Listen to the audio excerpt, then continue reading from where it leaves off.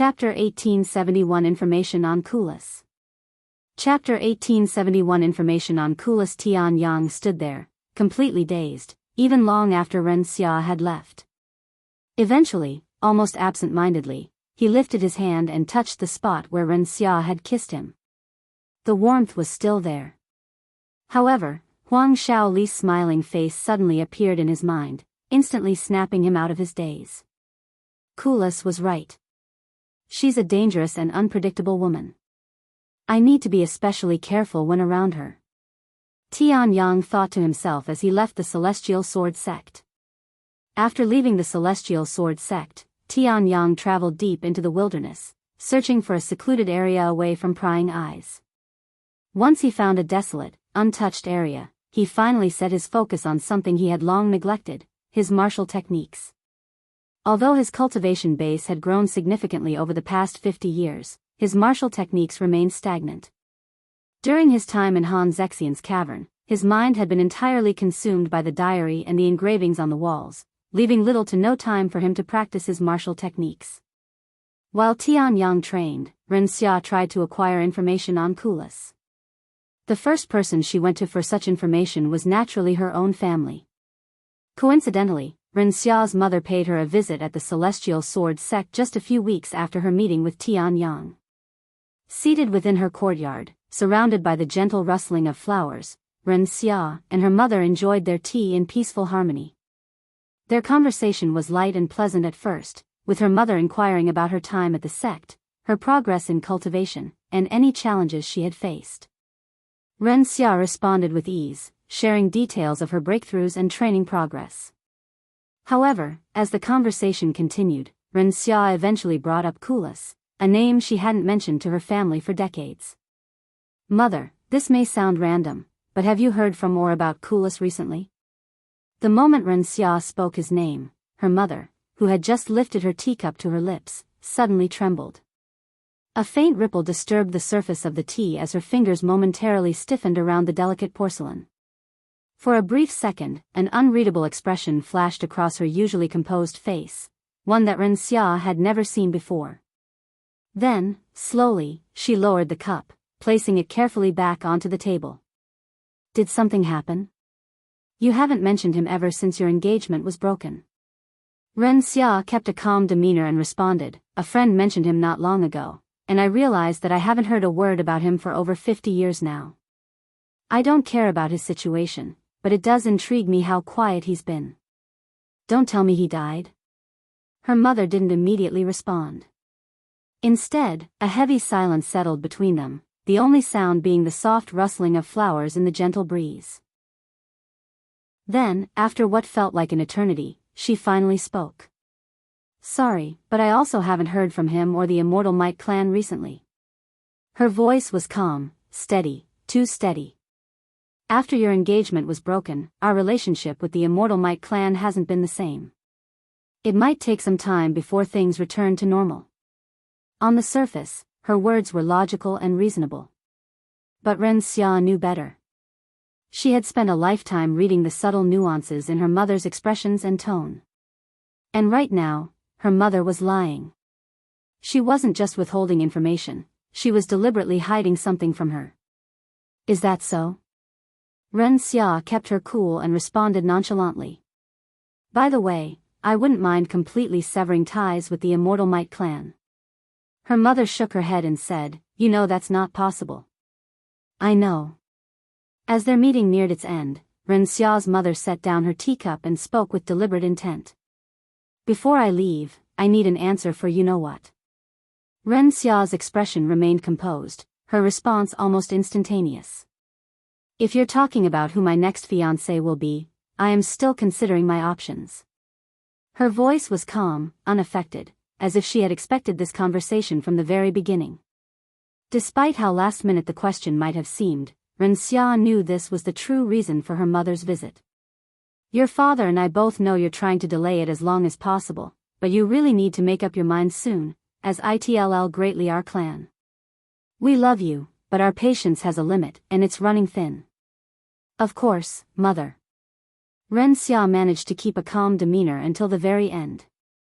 Once her mother left, Ren Xia's calm expression turned grim. Love me? What a joke. I am nothing but an object with a price in their eyes, she coldly sneered. After failing to acquire any information on Kulas from her family, Ren Xia changed her methods, using more unorthodox methods. A few years later, in the midst of his training, Tian noticed the communication jade slip Ren Xia had given him was trembling. He quickly answered it. Hello? I have the information you want. Ren Xia's voice resounded from the jade slip, her tone calm but carrying an undertone that Tian couldn't quite place. Great. I'll come to meet you at the Celestial Sword Sect, Tian responded immediately. However, Ren Xia quickly rejected the idea. No, let's meet somewhere else. I'll give you the location in a few days. The moment she said that, Tian Yang's expression darkened slightly, and a bad feeling settled in his gut. Okay. And with that, their conversation ended. For the next several days, Tian waited anxiously for Ren Xia to reach out again. A week later, Ren Xia finally reached out with the location. I'll be there in 3 days, Tian replied. Okay. Without hesitation, Tian set out toward the destination. 3 days later, he arrived as promised, stepping into a private room at a quiet restaurant where Ren Xia was already present. Yet, the setting was anything but ordinary, there was no food on the table, and Ren Xia was in disguise. Chapter 1872 Kulas Situation. Chapter 1872 Kulas Situation, are you? Tian hesitated, his gaze fixed on the woman before him. He was almost certain it was Ren Xia, but a sliver of doubt remained. Was it truly her, or merely someone sent in her place to deliver her words? He needed to be sure. It's me, Ren Xia said as she removed her disguise. I don't like this at all, Tian said with a frown. However, his unease wasn't directed at Ren Xia but the room itself. The air felt heavy, the atmosphere unpleasant and oppressive. Please, sit down. Ren Xia gestured at the seat across from her. Once Tian was seated, Ren Xia began, Before I talk about Kulas, there's something you should know. Tian didn't say anything and allowed her to continue. Shortly after you clashed with the Immortal clans outside the mountain, Ren Xia revealed, her voice calm but laced with underlying tension, Patriarch Gu of the Immortal Gu clan, the sect leader of the 7 Divine Sword Peaks, and 2 other prominent figures from the Immortal clans confronted me. They wanted to know about my connection to you after learning that ID traveled with you for some time. Although I told them we only met through Kulas and that I barely knew you, they refused to believe me, Ren Xia continued. They accused me of conspiring against the Immortal clans alongside Kulas and you. A bitter smile tugged at her lips. Conspiring against the Immortal clans? That's a stretch, Tian raised an eyebrow. You not only killed Patriarch Gus' son but also acquired Han Zexian's legacy, not to mention the limitless sword domain as well as other techniques. That's right, they also know that you'd acquired several techniques inside Han Zexian's tomb. Everything you've done seems directed at the Immortal clans, so I am not surprised they think you are conspiring against them. So, nothing happened to you, right? Tian asked. I wouldn't be here if that were the case. Thanks for worrying about me, though, she smiled. Now, tell me about Kulas, he said. I'll be honest. I don't have much information on Kulas, and what information I managed to gather had cost me a fortune, she said. Get straight to the point. Ren Xia stared at him for a long moment, her gaze unreadable. Then, with a quiet sigh, she finally revealed, according to the information I obtained, Kulas was taken away by the Immortal Gu clan after you entered that mountain. Since then, he hasn't been seen or heard from by anyone, including his own family. Tian Yang's expression darkened, but he remained silent as she continued. This information wasn't difficult to find, but as you know, it still took me several years to contact you.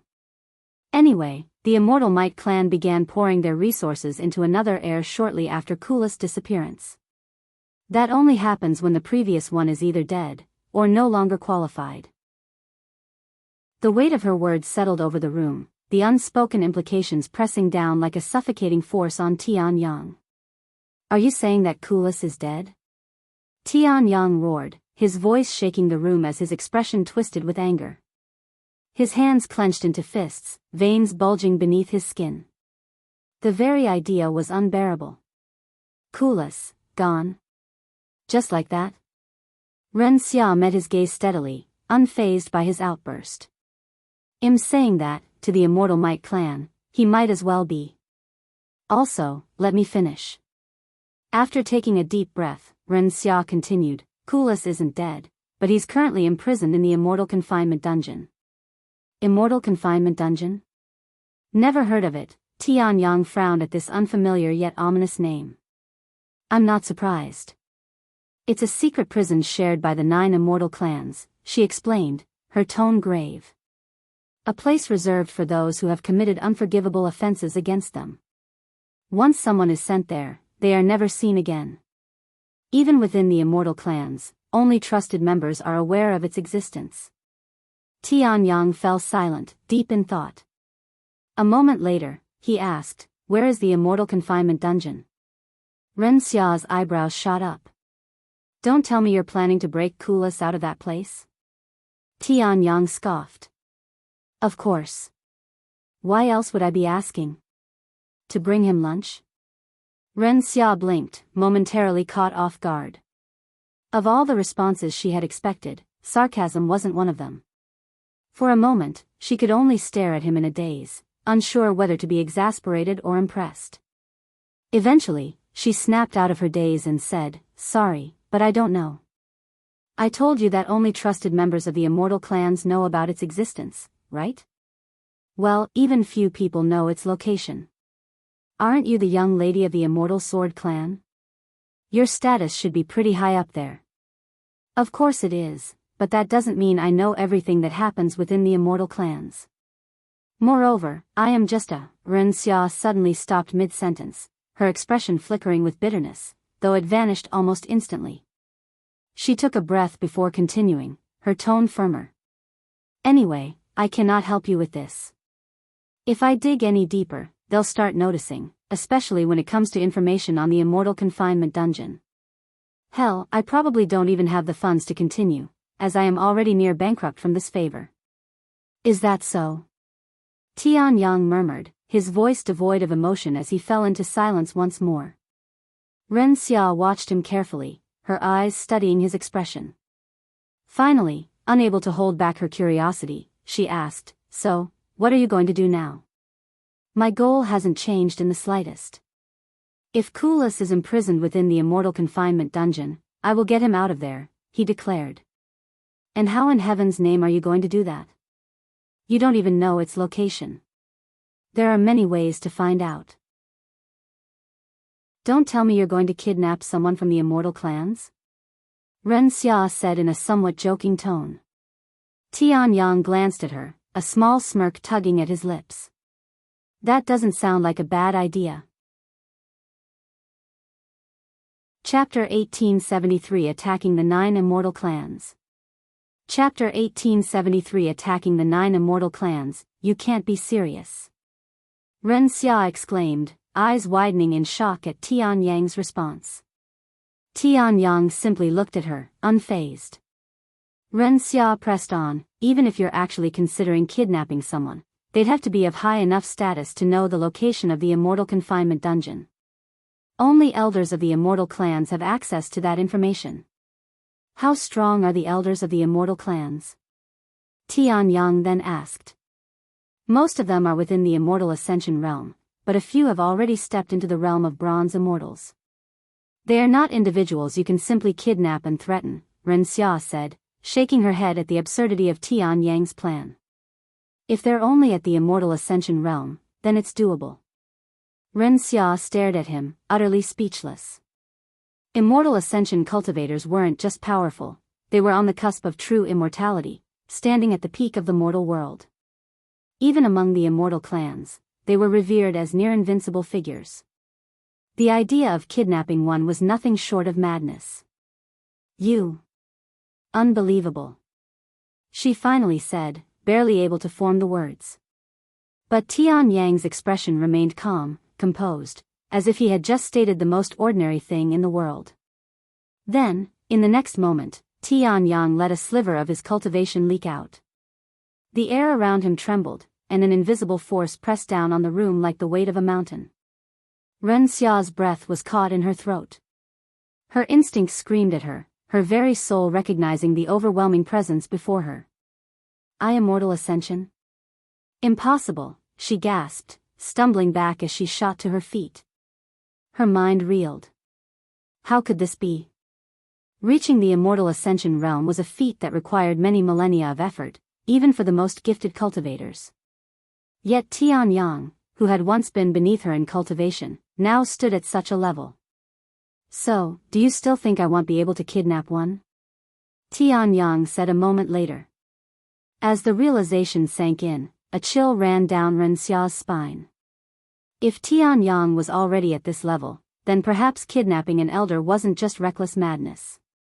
Did you really acquire Han Zexian's legacy? Ren Xia asked, her voice unsteady as she swallowed hard. It was the only logical explanation for his unfathomable progress. Han Zexian, an existence shrouded in mystery, a legend whose legacy was said to contain insights and power that defied the heavens themselves. If Tian Yang had truly obtained it, then his meteoric rise in cultivation suddenly made sense. Tian Yang stared at her for a long moment, as if weighing the decision of whether to tell her the truth. Finally, he spoke. No, Han Zexian's legacy wasn't inside that mountain. What? Then what was inside that mountain? And how did you reach the immortal ascension realm in just 50 years? You were only at the peak of Spirit King back then. I cultivated, normally. Do you really expect me to believe that? Tian Yang shrugged. Anyway, thanks for the information. I'll be taking my leave now, Tian Yang said as he turned toward the door. Now that he had what he came for, there was no reason to linger. Wait, Ren Xia suddenly stopped him. What? Can I take a look at you before you leave? The real you. Why? Tian Yang raised an eyebrow. It's not fair that only you get to see me without my disguise, she said. After a moment of silence, Tian Yang removed his disguise, revealing his handsome and mature appearance. He stood tall, his posture exuding quiet confidence. His sharp, well-defined features carried a mature elegance, his long hair neatly tied behind him. An otherworldly aura subtly radiated from him, ethereal and commanding. It wasn't something Ren Xia could clearly define, but she could feel it pressing against her senses, vast and unfathomable. Tian Yang only revealed his true appearance for a few fleeting seconds before consuming another appearance-altering pill. His features shifted once more, concealing his identity beneath a new disguise. I doubt we'll see each other again, but until next time, he said casually. Without another glance, he stepped out of the room and disappeared. Ren Xia, however, remained seated, unmoving. Even long after Tian Yang had left, she could still feel the remnants of his presence lingering in the air. Her face, inexplicably, was flushed with redness.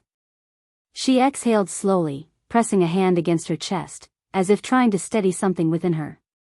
This feeling, she muttered under her breath. She had never experienced anything like it before, yet somehow, she instantly knew what it was, and it was a feeling she never thought she would have. Ren Xia exhaled sharply, shaking her head as if trying to dispel the thought. Sometime later, she disguised herself and left. Over the next few months, Ren Xia found her thoughts drifting to Tian Yang more often than she cared to admit. No matter how much she tried to focus on her own affairs, his figure would surface in her mind. She also wondered when he would act and kidnap someone from the immortal clans. Though nothing had happened on the surface, a subtle shift in the air told her that something was happening behind the scenes. As someone born and raised within the 9 immortal clans, Ren Xia could sense it. The way the atmosphere within the 9 immortal clans had changed, and the way their movements had grown more cautious and alert. It was as if something had stirred them awake, almost like beasts sensing an unseen predator lurking in the shadows. Eventually, the whispers could no longer be suppressed. The truth surfaced like cracks in a fragile dam, and Ren Xia, as well as the public, finally learned what had been unfolding in the shadows. Members of the 9 immortal clans were ruthlessly being slain, with most of the victims belonging to the Immortal Gu clan. While the public remained puzzled as to why the immortal clans were being targeted, and utterly shocked that someone would dare challenge them, the immortal clans themselves had little doubt about who was behind the killings. It's him. That bastard has finally decided to reveal himself after hiding like a rat for years. Patriarch Gu roared, his voice trembling with a mix of rage and excitement. I have been waiting for this moment. Chapter 1874 Attacking the 9 Immortal Clans, 2. Chapter 1874 Attacking the 9 Immortal Clans, 2. Shortly after it became clear that the members of the 9 immortal clans were being targeted and murdered, the head of each family gathered to discuss it. The last time the 9 immortal clans gathered in one place was before the opening of Han Zexian's tomb. It appears that someone is targeting the 9 immortal clans. Does anyone here have any idea who it might be? The Immortal Sword clan's patriarch started the conversation with a grim expression. The others in the room didn't say anything and turned to look at Patriarch Gu instead, as most of the victims belonged to his Immortal Gu clan. Noticing their gazes, Patriarch Gu calmly responded, "Yes, I know who this individual is. As a matter of fact, you guys do, too." What? Who? The others couldn't think of anyone. A cold smile appeared on Patriarch Gu's face as he continued, "That bastard who went inside Han Zexian's legacy." What? He came out? A few of the people inside the room stood up from shock. When did something like that happen? A few years ago, Patriarch Gu calmly revealed. When the others heard this, they quickly frowned. What the hell? So you've been keeping this to yourself for several years now? Were you trying to capture him and acquire Han Zexian's legacy for yourself? The Patriarch of the Immortal Spring Clan said. Patriarch Gu shook his head and said, "While it has been several years, he went into hiding the moment he escaped. I was going to notify you once I find any information about him, hence why I summoned everyone the moment he started attacking." After a brief pause, he continued, "Also, while it would be nice to acquire Han Zexian's legacy, my focus is still revenge." Although the others were still suspicious of his intentions, they decided to let him go for the time being to focus on Tian Yang. "So, do you know anything about his goal? Or is he just randomly attacking our members?" asked the Patriarch of the Immortal Yu clan. "I am not certain of his goals, but if we consider what he said before entering Han Zexian's legacy, it's likely that he's just attacking us for revenge." Tian Yang's voice suddenly resounded in their heads. Although it had been over 50 years, they could still remember Tian Yang's every word vividly, as he was the only one who would dare to threaten them so openly. He was only at the peak of Spirit King 50 years ago. Even if Head spent every second cultivating, he shouldn't be above Divine Grandmaster, and I am already considering the possibility that he acquired Han Zexian's legacy, said Patriarch Gu. How should we deal with him? Someone asked. The room fell silent. Nobody in the room truly knew how to deal with Tian Yang.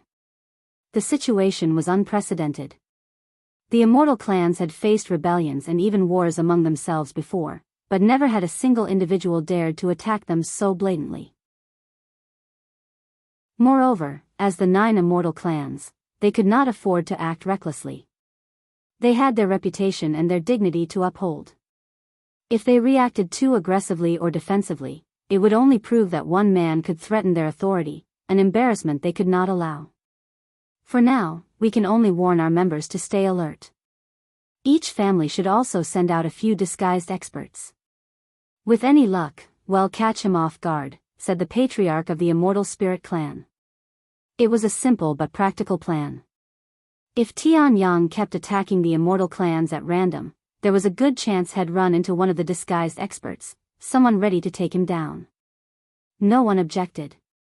The meeting concluded swiftly, and the immortal clans wasted no time putting their plan into action. Before long, the members of the 9 immortal clans found themselves constantly glancing over their shoulders, wary of Tian Yang's presence. Every trip outside became a risk, and every shadow was a potential threat. Yet, the killings did not cease. Day after day, members of the 9 immortal clans fell, including the disguised experts, their lives snuffed out without warning. Despite their precautions and vigilance, the death toll only grew, rising with each passing week. The once proud and arrogant members of the 9 immortal clans now hesitated to even step outside their homes without guards. Their confidence, once unshakable, had crumbled under the weight of fear. Eventually, the 9 immortal clans had no choice but to admit they had seriously underestimated Tian. What they once dismissed as the arrogance of an inexperienced cultivator had become a nightmare they could no longer ignore. We cannot allow this madness to persist any longer. Each time he slaughters one of our own and walks away unscathed, it is not just a slap to our faces, it is a humiliation carved into the very foundation of our legacy, the patriarch of the Immortal Sword clan thundered, his voice laced with fury as the 9 immortal clans convened for the second time, a full month after their first gathering. I agree. We should stop holding back and unleash our full might upon him. Though we will definitely lose face for using such force against a single individual, it is far preferable to being perceived as useless and vulnerable in the other's eyes, said the patriarch of the Immortal Soul clan, his tone laced with cold resolve. Let's take a vote. After a quick vote, it was decided that the 9 immortal clans would stop being so reserved to go after Tian with full force. When Ren Xia learned of this, she sighed inwardly. What are you doing, Tian? Weren't you planning to abduct an elder for the location of the Immortal Confinement dungeon? Have you given up on recusing Kulas? She couldn't comprehend why Tian was drawing so much attention to himself when such acts would only make it more difficult for him to recuse Kulas. Chapter 1875 A Potential Trap. Chapter 1875 A Potential Trap. Have you heard? Some madman has been waging war against the 9 immortal clans.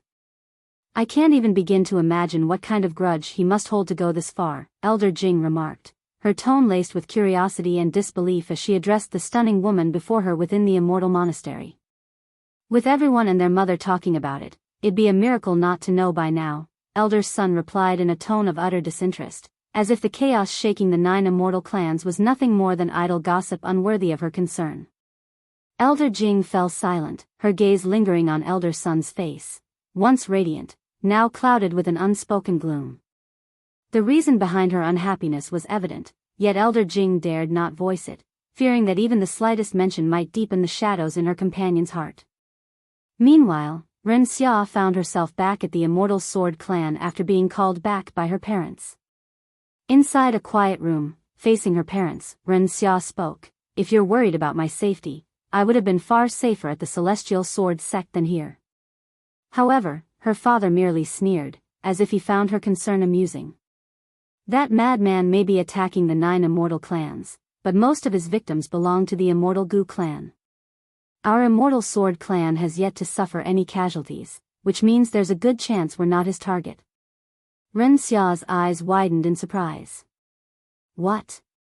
We haven't been attacked? When she had chosen to help Tian, she did so fully aware that it would bring harm to her own family, something she had already come to terms with. Patriarch Ren shook his head and said, "To begin with, this whole thing started with Gu Lim. Our Immortal Sword clan has done nothing to offend him. That's..." Although Ren Xia didn't fully understand the depth or reason behind Tian's hatred for the 9 immortal clans, she had a feeling it stemmed from more than just Gu Lim. Even so, she chose to stay silent, knowing some things were better left unsaid. "Even if that madman attacked us, I'm confident you're strong enough to handle it alone," her mother added. After a brief pause, her father continued, "Anyway, the real reason we called you back today is to see whether you have come to a decision regarding your next partner. It hasn't been that long since you last asked me." Ren Xia said. "No, but a lot has happened, and we can no longer wait for you. If you don't have a decision by the time you leave this room, we will make the decision for you." Ren Xia clenched her fists in frustration. Despite her brilliance and countless achievements, she knew that none of it would ever be enough to free her from the fate of being a mere pawn in a political marriage. After a moment of silence, she said, "Do as you wish. Now that I think about it, it doesn't matter who I marry since I won't have feelings for any of them." Then we will do just that, her father responded with no hesitation in his voice. Her mother merely shook her head in silence. If this is all, I would like to return to my cultivation, Renxia said a moment later. You may leave, but do not return to the Celestial Sword Sect and stay home for now. I plan on inviting your future partner for dinner next week, after all. I understand. Renxia returned to her room shortly after and lay on her bed, her gaze empty as she stared at the ceiling in silence. After a while, she reached for a jade slip and held it above her, her eyes reflecting a depth of emotion, contemplation, longing, or perhaps an unspoken resolve. She brought the jade slip to her lips and began mumbling, "It's me. Let's meet at the same place we last met in 5 days. I know you probably don't need my help, but I have a way to ensure you'll receive the location of the Immortal Confinement dungeon with minimal risk. Don't worry, this isn't a trap, I swear on my soul." A few moments after Renxia lowered her arm, Tian received her message. He held the jade slip in his hand with a pondering expression as he mulled over its contents. Though he trusted Renxia to some extent, he didn't fully trust her. The timing was too convenient, not to mention that the 9 immortal clans had just declared war on him. There was a real possibility that Renxia was trying to lure him into a trap. Yet, Tian couldn't bring himself to dismiss her message outright, mostly because of the tone of her voice. She hadn't sounded coerced, nor did she carry her usual composure. Instead, there was something else in her voice, something unguarded, almost fragile. It wasn't desperation, but a quiet distress, as if she were struggling with something she couldn't put into words. 5 days later, Renxia arrived at the designated meeting place. "Hell come, right?" she murmured under her breath, uncertainty in her voice. Yet, even if Tian chose not to appear, she wouldn't blame him. Given the circumstances, his wariness was justified. A few hours later, the door to her room suddenly creaked open. Renxia's body tensed as she instinctively turned toward the entrance, only to find an unfamiliar middle-aged man standing in the doorway. Yet, instead of confusion, a wave of relief washed over her. "You sure know how to make a lady wait," Renxia said, swiftly regaining her composure. Her voice carried its usual teasing lilt, as if she hadn't spent hours anxiously anticipating this moment. "I had to make sure I wasn't going to be ambushed," Tian said as he sat before her. "Do you think so little of me?" "I already swore on my soul that it wasn't a trap," Renxia sighed. "You can never be too careful," he said before continuing after a slight pause. "So, how are you going to help me?" Chapter 1876 Renxia's Demands. Chapter 1876 Renxia's Demands. "So, how are you going to help me?" Tian asked. However, Renxia merely shook her head and said, "Slow down. You just arrived. We have plenty of time to talk." Tian frowned and responded coldly, "Plenty of time? Kulas is still imprisoned within the Immortal Confinement dungeon. We don't know how much time he still has." Renxia remained calm as she said, "He's managed to survive over 50 years inside that place. A few more minutes of delay won't kill him. Moreover, if you were in such a rush, why did you spend the last month taunting the 9 immortal clans instead of helping Kulas?" She narrowed her eyes at him and continued, "What happened to your initial plan of kidnapping an elder? Now the 9 immortal clan is not only aware of your existence, but they're actively looking for you." Tian clenched his fists and said, "In order to kidnap an elder, I would need to know their identity and location first. For the past month, I have been gathering information on the 9 immortal clans while relieving my anger on them at the same time. As much as I wanted to remain low-key until I rescued Kulas, it's not possible. Unlike other families, the identities of those in the higher ranks within the 9 immortal clans remain shrouded in secrecy, hidden from the public eye. It would have been a lot easier if you'd told me where I could find an elder during our last meeting," Tian sighed. "I would have told you if I knew," Renxia said, shaking her head. "But even I am not privy to the identities of the elders from the other families. Just as they keep their existence hidden from the public, they conceal it from one another as well." "What? How does that make any sense?" Tian frowned. clearly unconvinced. Ren Xia let out a soft sigh. What do you even know about the 9 immortal clans? While we may appear friendly and cooperative to the outside world, the truth is far from it. The clans are constantly scheming against one another, each seeking an advantage. The elders, in particular, safeguard their family's most sensitive secrets, which is why their identities remain hidden, even from each other. She continued, that said, we're not all enemies, nor are we openly at war with each other. There are moments of cooperation and times of peace, fragile as they may be. For example, my Immortal Sword clan and the Immortal Might clan once shared an alliance of sorts, and my engagement with Kulas was merely a means to strengthen that bond. I see. Then, does your help include giving me the identity of an elder? Tian Yang asked. Ren Xia smiled and said, while there's a good chance the elders know of the Immortal Confinement dungeon's location, they aren't the only ones. Who else? Tian Yang swallowed nervously. The family heads, of course.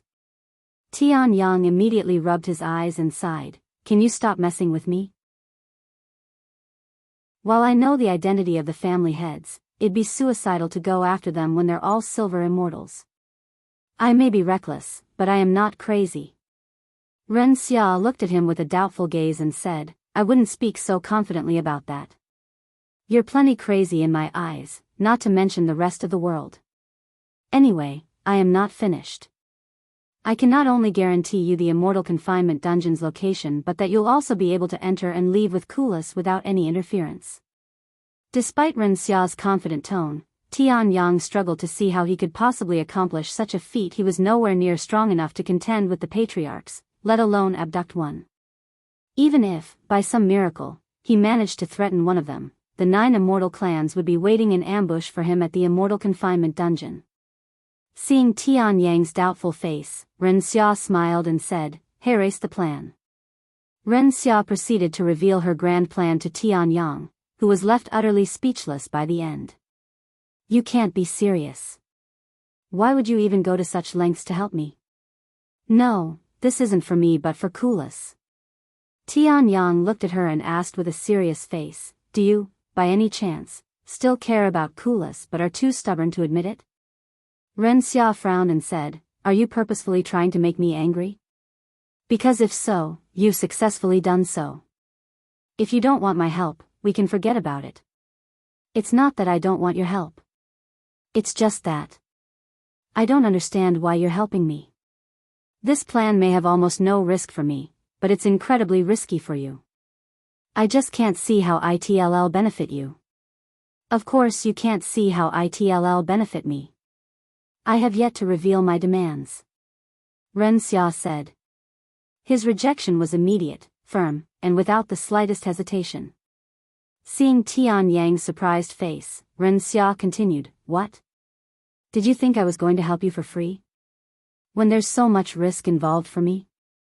After a brief silence, Tian Yang finally asked, what are your demands?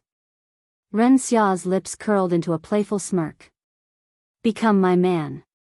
I refuse. His rejection was immediate, firm, and without the slightest hesitation. Ren Xia didn't respond right away. Instead, she puffed out her cheeks in mock frustration, attempting to look angry, but all she managed to do was make herself look unintentionally adorable. Fine, I'll settle with just sex. I refuse. How about a kiss on the lips? My answer remains the same. Why? Any logical men wouldn't refuse this demand. Ren Xia slammed the table in front of her in frustration. I should be asking you that. What kind of demands are those? I fail to see how they benefit you. As if you'd understand a maiden's heart. She sighed. Can you be more serious? Tian Yang sighed, shaking his head in exasperation. The playful glint in Ren Xia's eyes vanished in an instant, replaced by a rare solemnity. The air in the room grew heavier, the shift in her demeanor casting a palpable tension between them. After a brief silence, she finally spoke. Let me follow you. Chapter 1877 Ren Xia's Demands, 2. Chapter 1877 Ren Xia's Demands, 2, What? A mixture of surprise and puzzlement appeared on Tian Yang's face after he heard Ren Xia's demands. You want to follow me? I don't understand. Can you elaborate? Ren Xia's expression remained serious as she explained, it's exactly as it sounds. I want to follow you as a traveling partner. Wherever you go, I want to be by your side. Tian Yang only became more puzzled by her explanation and continued to ask, but why would you want to do that? I have my own reasons. For Ren Xia to follow him, she would essentially be abandoning her family, her status, and everything she had built until now. Tian Yang couldn't fathom why she would make such a drastic choice. Even if she harbored feelings for him, it was hard to believe that she would cast aside her entire life just for his sake. What if she wants to follow me to uncover Han Zexian's legacy, thinking I've inherited it? Tian Yang wondered. There was also the unsettling possibility that she was acting under the orders of the 9 immortal clans. No matter how sincere she seemed, he couldn't ignore the reality that Ren Xia was one of them. Moreover, she was not just any member but a young lady of the 9 immortal clans, someone whose status rivaled even the elders. As much as Tian Yang wanted to trust her, experience had taught him otherwise. He had grown wary of everything and everyone, knowing that trust was a luxury he could no longer afford. However, Ren Xia had been nothing but helpful to him thus far, and despite his wariness, he couldn't sense any ill intent from her. Eventually, Tian Yang decided to trust her. Are you sure you want to do this? There's no going back once it's done, Tian Yang said a moment later. Ren Xia calmly nodded, I have resolved myself even before I reached out to you. Fine, I'll accept your demand. When do you want to do this? Let's do it tomorrow. For the next few hours, Ren Xia and Tian Yang meticulously reviewed their plans, going over every detail multiple times to ensure there were no missteps. Once they were certain everything was in place, Ren Xia took her leave, returning home as if nothing had changed. Meanwhile, Tian Yang vanished into the shadows, disappearing to an unknown destination. The following day, Ren Xia's mother approached her with a calm yet authoritative tone. We've decided that you'll be engaged to Zhan, the 5th eldest young master of the Immortal Spirit clan. Ren Xia's expression didn't waver, but deep inside, a chill ran down her spine. She was no stranger to that name. Zhan's reputation preceded him, not for his talents or achievements, but for the unsettling rumors that clung to him like a shadow. He was known as a playboy with a particular fetish, one that made even his own family members tremble when mentioned. So our Immortal Sword clan is that desperate for power, huh? Ren Xia sighed out loud as she shook her head. Her mother instantly frowned and shouted, Don't you dare go there. Am I wrong, though? Although Kulas wasn't to my taste, he's still countless times better than Zhan. I bet you regret breaking your engagement with him now, her mother sneered, her voice laced with mockery. You never know what you have until it's gone. Whatever. Ren Xia turned on her heels and began walking away, unwilling to entertain the conversation any longer. But before she could take more than a few steps, her mother's sharp voice halted her. Where do you think you're going? The Immortal Spirit clan will be arriving tomorrow. You are forbidden from leaving until they leave. Relax. I won't be going far, she said annoyedly. I just need some fresh air, or are you going to take that away from me too? After leaving the Immortal Sword clan's residence, Ren Xia aimlessly wandered through the city, her thoughts tangled in frustration and helplessness. Her usually sharp gaze was unfocused, and every so often, she let out a quiet, defeated sigh. With her striking beauty and renowned reputation, it was impossible for her presence to go unnoticed. Passers-by stole glances, some whispering among themselves, others merely staring in curiosity, wondering why Ren Xia looked so distressed. Yet, nobody attempted to talk to her, fearing they might anger her. Several hours later, Ren Xia's father furrowed his brows as he noticed her absence. Where's Ren Xia? She's walking around the city right now, her mother replied nonchalantly. Don't worry, I have guards watching over her to ensure she doesn't escape. Her father exhaled sharply, his expression unreadable. She better not cause trouble. The Immortal Spirit clan will be here tomorrow, and I don't want any unnecessary complications. She won't, her mother assured him in a confident voice. She may be stubborn, but she understands the weight of our family's decision. However, just moments later, someone forcefully knocked on the door before entering the room and shouted, "It's an emergency. The young lady has been abducted." What? Both Ren Xia's parents exclaimed in a shocked voice. What happened? Tell me everything right now. Her father roared. We were following the young lady as instructed by Matriarch Ren, the messenger, one of the guards assigned to shadow Ren Xia, reported in a frantic tone. But then someone suddenly appeared from the sky, snatched the young lady, and vanished before we could even react. How is that even possible? Ren Xia is a divine king expert. There's no way she'd be abducted like this. Her mother shouted, her voice filled with disbelief.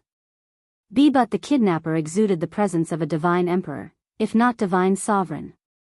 Don't tell me it's Tian Yang. Ren Xia's mother quickly deduced. But why would he kidnap her?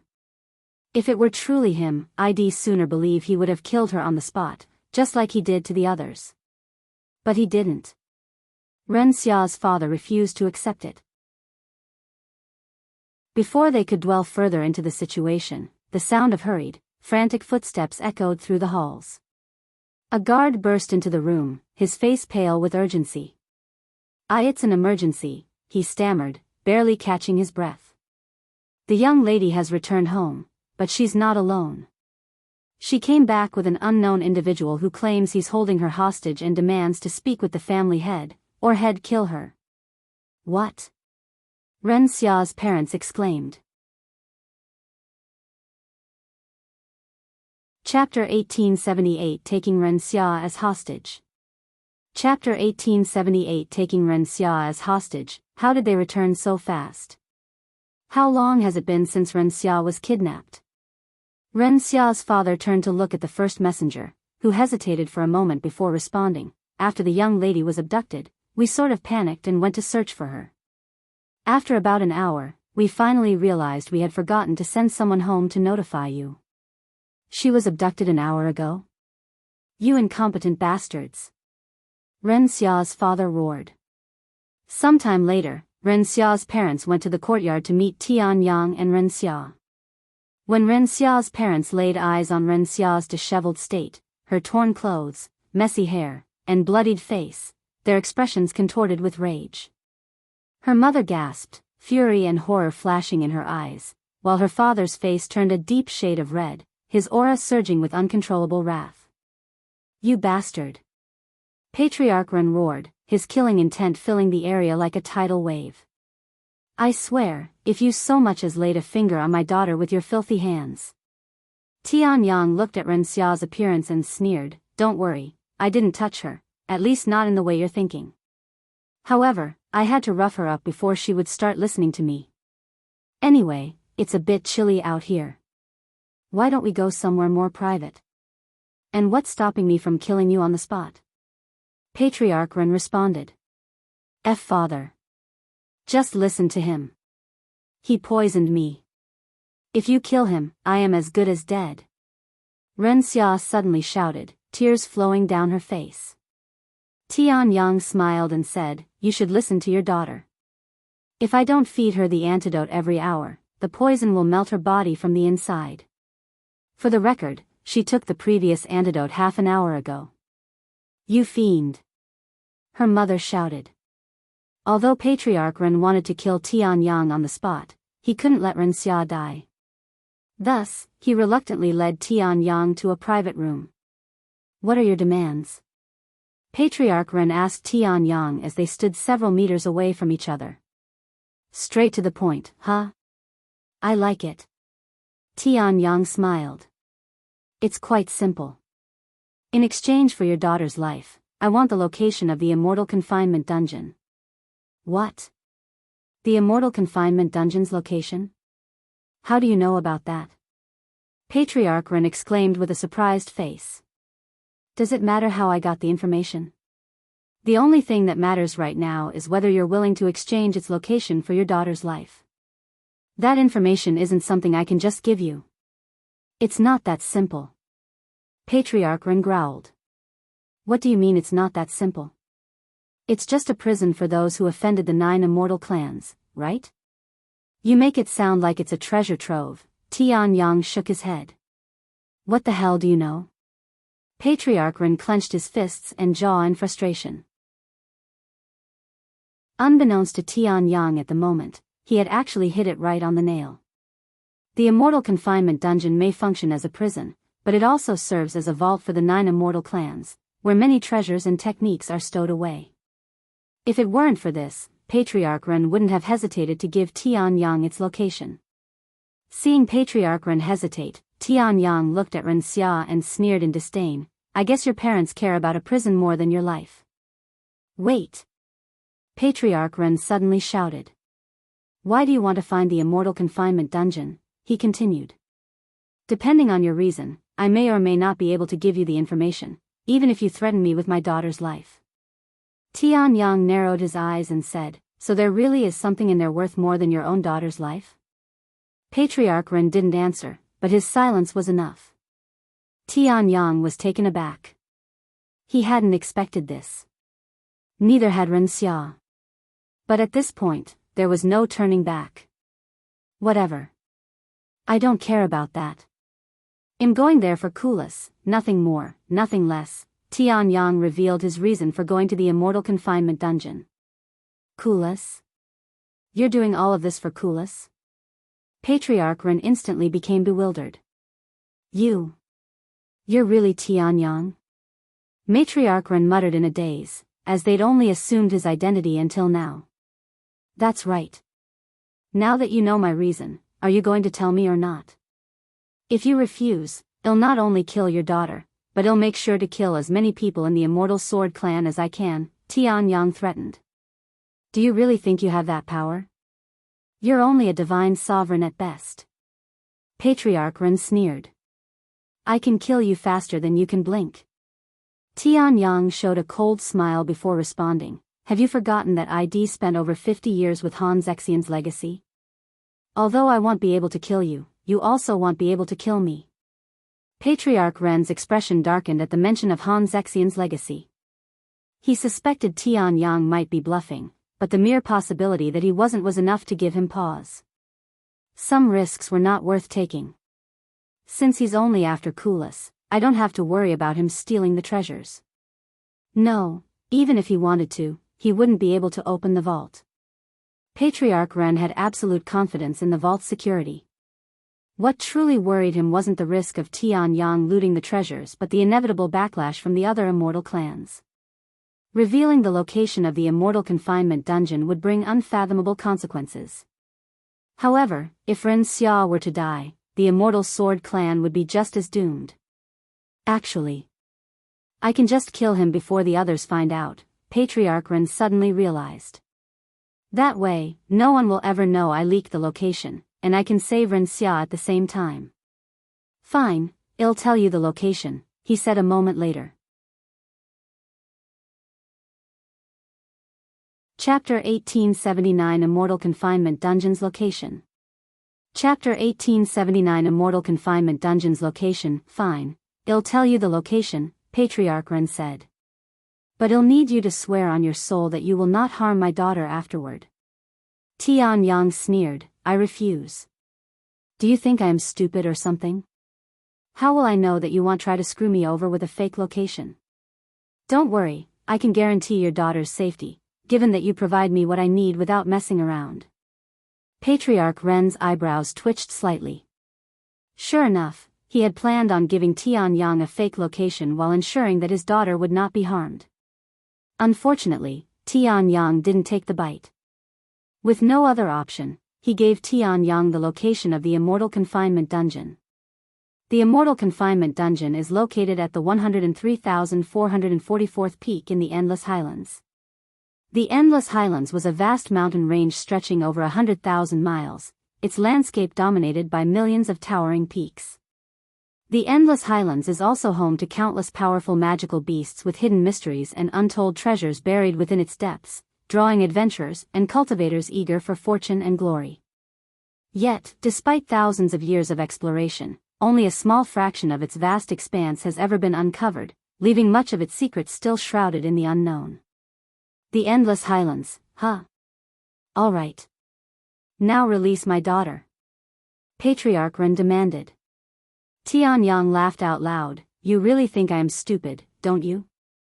Sorry, but your daughter is coming to the Immortal Confinement dungeon with me. Once I recuse Kulas safely, I'll hand her over to you.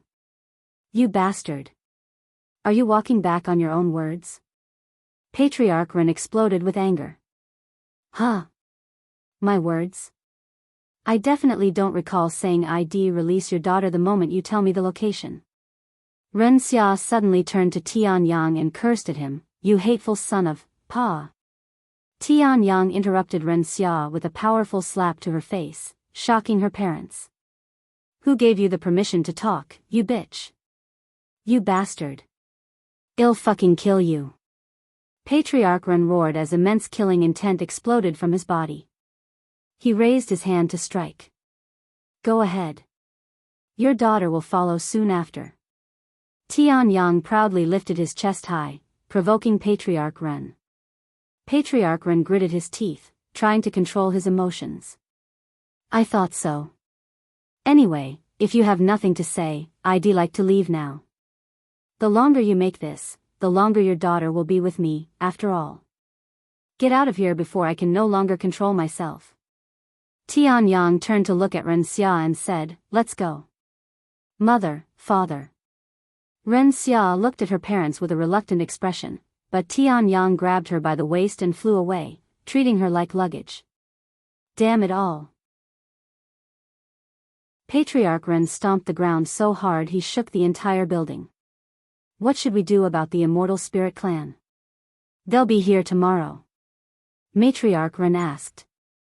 We can only delay it until Ren Xia returns. The other immortal clans must not know we've revealed the Immortal Confinement dungeon's location to Tian at all costs. Patriarch Ren promptly reached out to the Immortal Spirit Clan. Upon hearing that the meeting had been delayed, they immediately grew suspicious, wondering if the engagement was in jeopardy. However, Patriarch Ren swiftly reassured them, claiming there was no issue because Ren Xia had simply entered enlightenment and could not be disturbed. It was a convenient excuse, one that few would question. A few days later, Tian and Ren Xia arrived at the Endless Highlands, but they didn't immediately head to the Immortal Confinement dungeon. Looks like your plan went smoothly, Tian said to Ren Xia. Ren Xia rubbed her cheeks, the area that Tian had struck, and complained, I know I told you to hit me, but you didn't hold back at all. Tian shrugged and said, if I held back, it wouldn't have been as convincing. Besides, you even took poison in case they questioned it, but they didn't even care. To ensure the deception was flawless, Ren Xia had willingly consumed real poison, one that required an antidote every hour to keep her alive.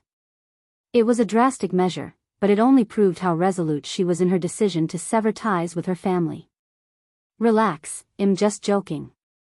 That said, I have never been hit like that before, so it was a first for me. You better take responsibility, Ren Xia said. Tian sighed, keep the jokes for after we've recused Kulas. The plan is still in progress, so let's not jinx it by celebrating too early. Shortly after, they stepped into the Endless Highlands, where an ocean of towering mountains extended endlessly toward the horizon. Due to the high frequency of explorers, the mountains within the Endless Highlands had been systematically marked and numbered.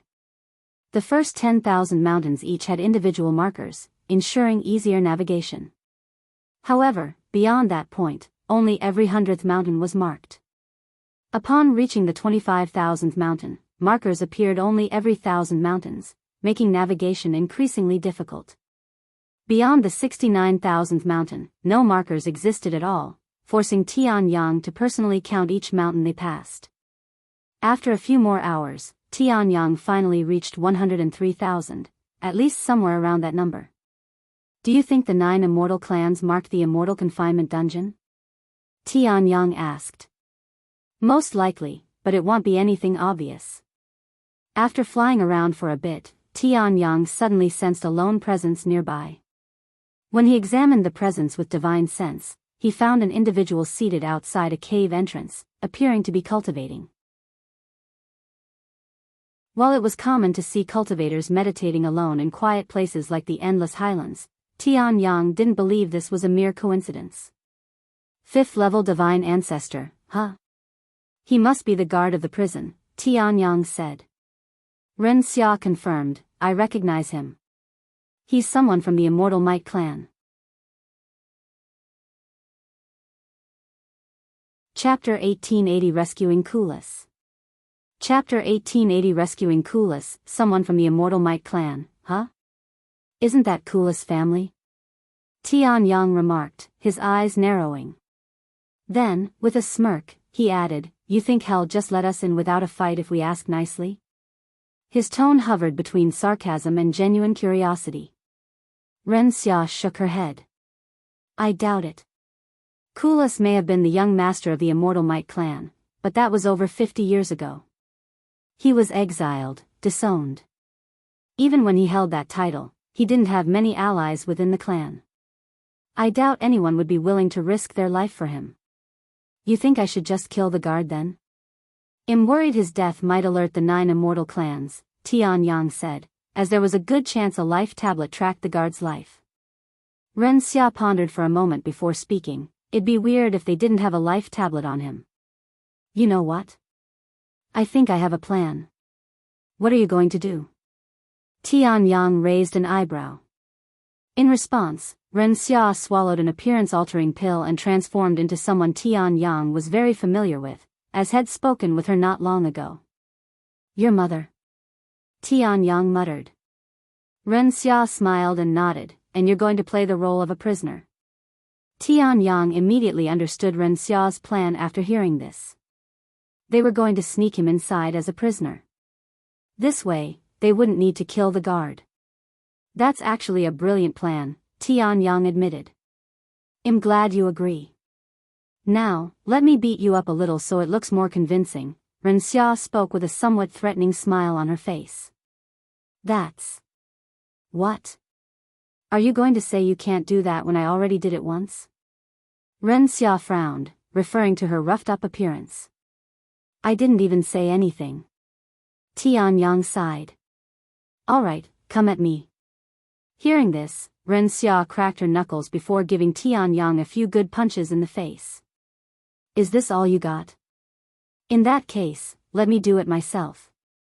Tian Yang suddenly retrieved a sword and began cutting away at his own body, tearing his clothes and staining them with blood. He also bit his own lips until they bled. Did you have to go that far? Ren Xia stared at him with wide eyes. You want it to look as convincing as possible, right? Ren Xia could only nod. Then, Ren Xia retrieved a pair of handcuffs. You even have handcuffs? I doubt you had prepared that in advance for this, so why do you have them? Tian Yang had to ask.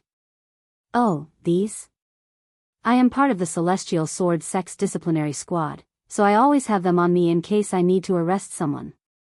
What? Did you think I have some kind of fetish? Tian Yang remained silent. Anyway, these cuffs will block off all spiritual energy and restrict your cultivation, so you'll become immortal the moment you wear them. I'm letting you know in advance so you don't think I'm trying to trick you or anything. Tian Yang stared at the handcuffs for a moment before sighing. Well, if this turns out to be a trap, I can't even be mad. You're just that convincing. With that, Tian Yang wore the cuffs and immediately felt his strength disappearing. Then, Ren Xia dragged him to the Immortal Confinement dungeon's entrance. When the guard sensed Tian Yang and Ren Xia's presence, he opened his eyes and glared at them with an unwelcoming gaze. However, when he saw Ren Xia's appearance, his eyes widened with surprise, and he quickly stood up. Madam Ren.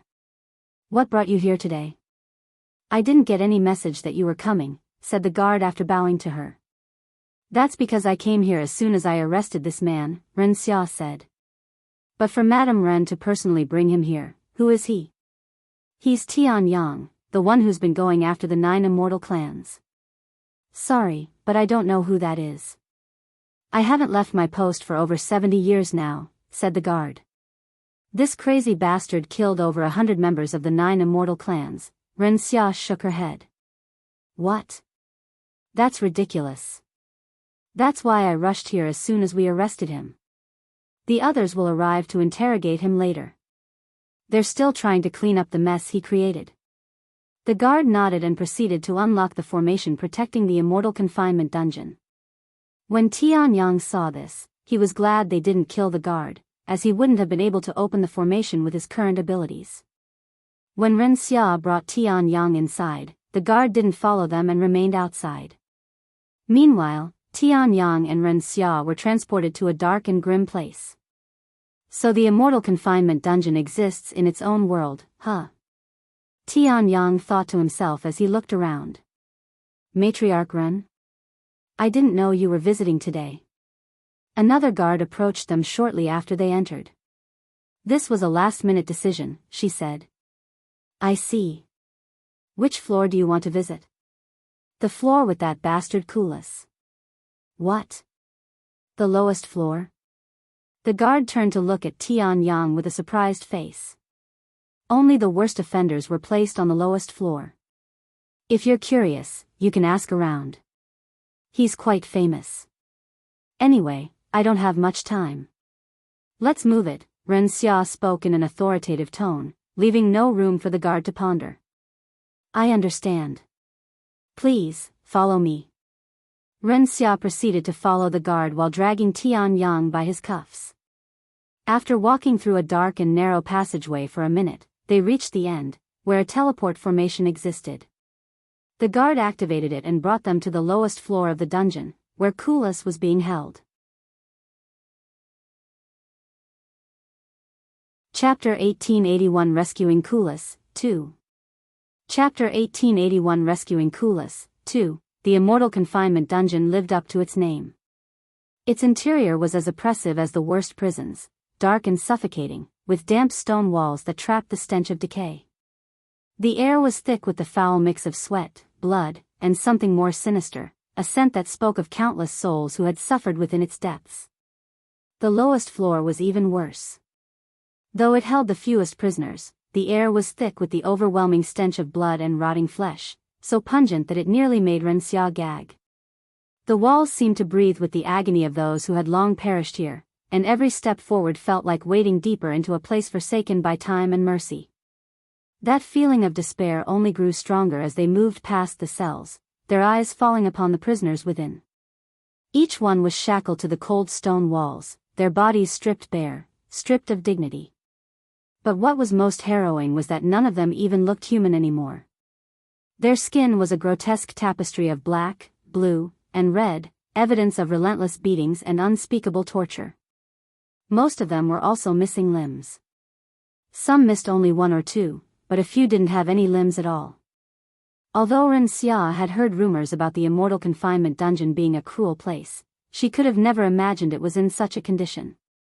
As for Tian Yang, he wasn't surprised, but he was full of disgust and anger.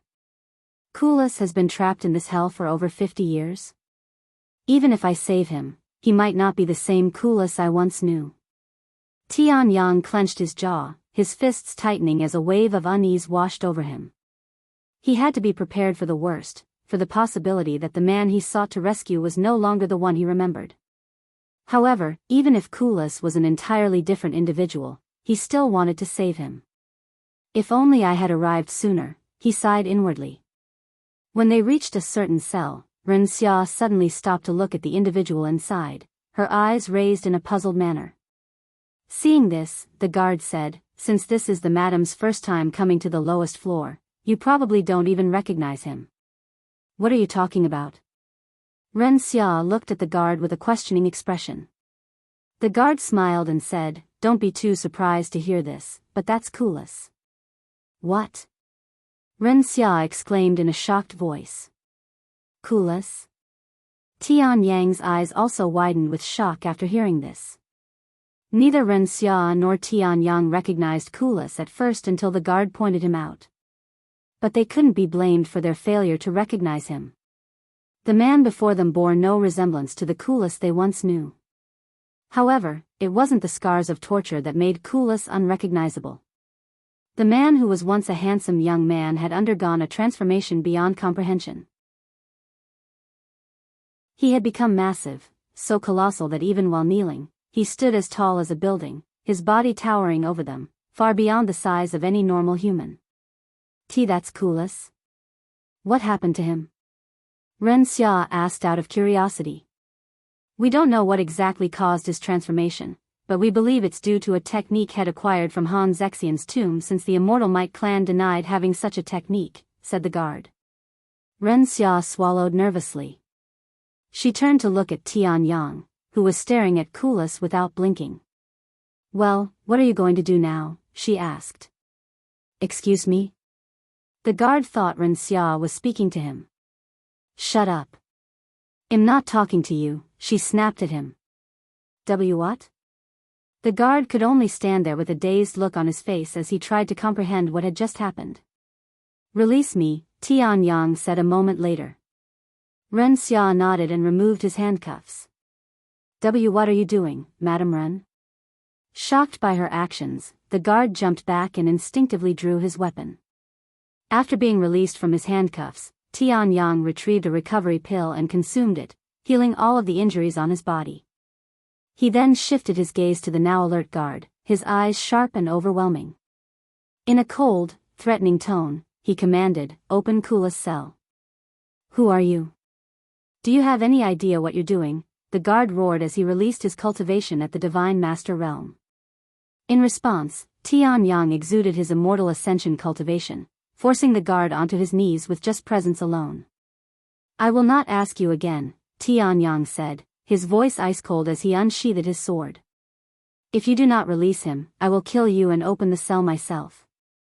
The guard's already pale face drained of what little color remained, turning as white as a corpse.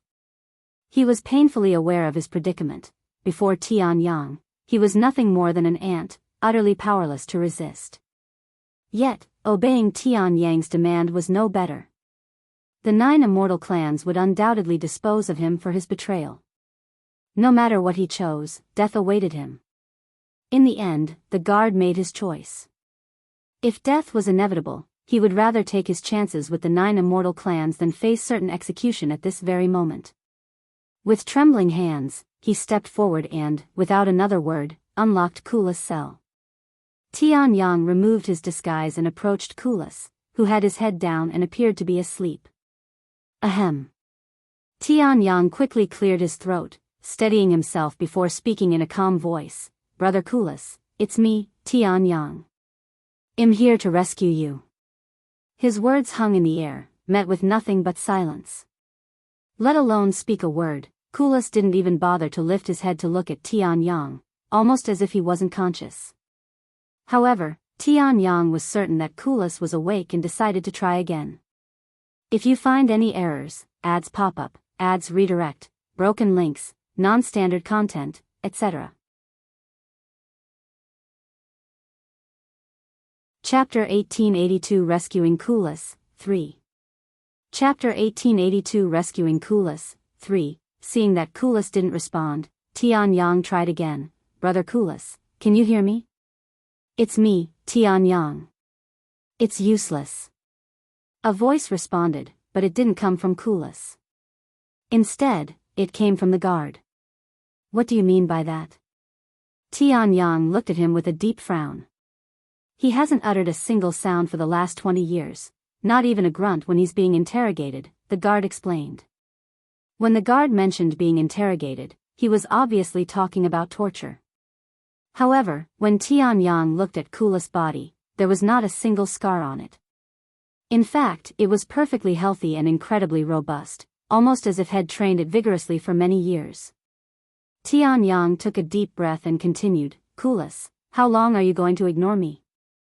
Wake up already. Ren Xia entered the cell and said, looks like you wasted your time coming here. However, Tian Yang wasn't ready to give up. He retrieved his sword and destroyed the chains that bound Kulas. The moment the chains binding Kulas shattered and fell to the ground in fragments, his massive body stirred for the first time. Without warning, a colossal fist, larger than Tian Yang's entire body, shot toward him with terrifying speed and force. The sheer pressure of the strike howled through the air, distorting space around it. There was no hesitation, no recognition, only raw, unrestrained aggression. This crazy bastard. Tian Yang cursed, his instincts kicking in as he hastily raised his sword to block the incoming strike. The moment Kulas' massive fist collided with his blade, an overwhelming force surged through him. Even as an immortal Ascension Realm cultivator, he was utterly powerless to fully withstand the impact.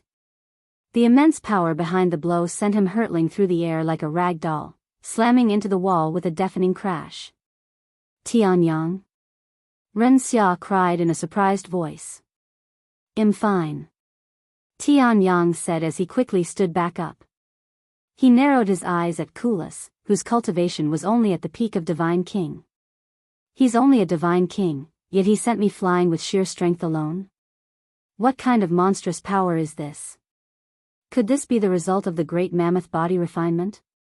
Tian Yang's mind raced as he steadied himself. He had also learned the great mammoth body refinement, so he understood its principles, how it refined the body through relentless tempering, forging it into something indestructible, something beyond human limits. But what he had just witnessed was far beyond his expectations, even his comprehension. The great mammoth body refinement requires constant pain and suffering to grow. His gaze darkened. Could the torture he endured in this wretched place have tempered his body to such an extreme? The thought sent a chill down Tian Yang's spine. He couldn't begin to imagine the agony Kulas must have suffered to reach this state, how much pain, how much torment, how many times he had been pushed past the brink of death and forced to survive. So this is how you greet your sworn brother after not seeing each other for over 50 years, huh? Tian Yang spat out a mouthful of blood and continued, "Very well. If I have to beat you back to your senses, then so be it." Without hesitation, he lunged forward, and the cell erupted into chaos as Tian Yang and Kulas clashed. Despite its designation as a prison cell, this space was anything but small. The 9 immortal clans had built it specifically to contain Kulas, anticipating not only his current size but also his future growth. The result was a massive chamber, its walls reinforced with powerful formations to withstand the sheer might of its prisoner. Now, that very space has become their battlefield. Kulas' colossal fists tore through the air with devastating force, each strike capable of reducing a mountain to rubble. Tian Yang weaved through the attacks, his blade flashing like lightning as he retaliated with precision and speed. The air trembled with each impact, shockwaves rippling through the dungeon as the battle escalated. Yet, despite his overwhelming strength, Kulas fought with a terrifying emptiness, his eyes void of recognition, his attacks fueled by nothing but raw instinct. Ren Xia quickly left the cell and shouted at Tian Yang, "I can't believe you're actually fighting him in this situation. Did you really come here to save him? Do you have any other way to wake him up? If so, I'd love to hear it." Tian Yang shouted back, frustration laced in his voice. No matter how many times he slashed at Kulas, his sword barely left more than shallow cuts, wounds that healed almost instantly, as if mocking his efforts. The great mammoth body refinement had turned Kulas into an indomitable force, his body regenerating faster than Tian Yang could damage it.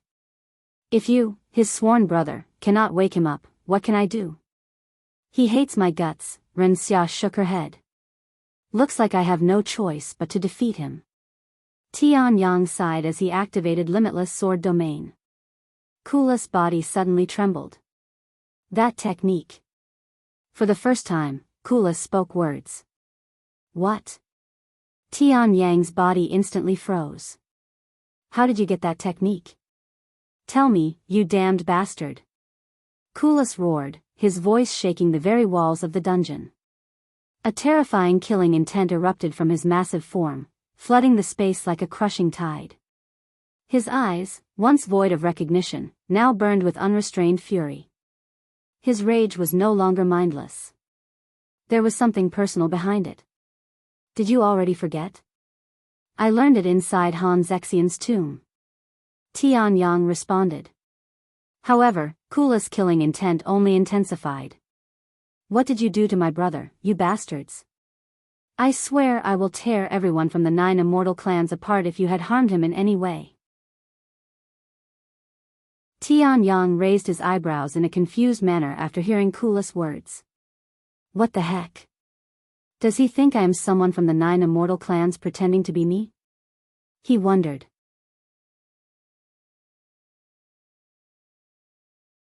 Chapter 1883 Rescuing Kulas, 4. Chapter 1883 Rescuing Kulas, 4. I think he thinks you're a fake. Ren Xia warned Tian. Thanks for stating the obvious.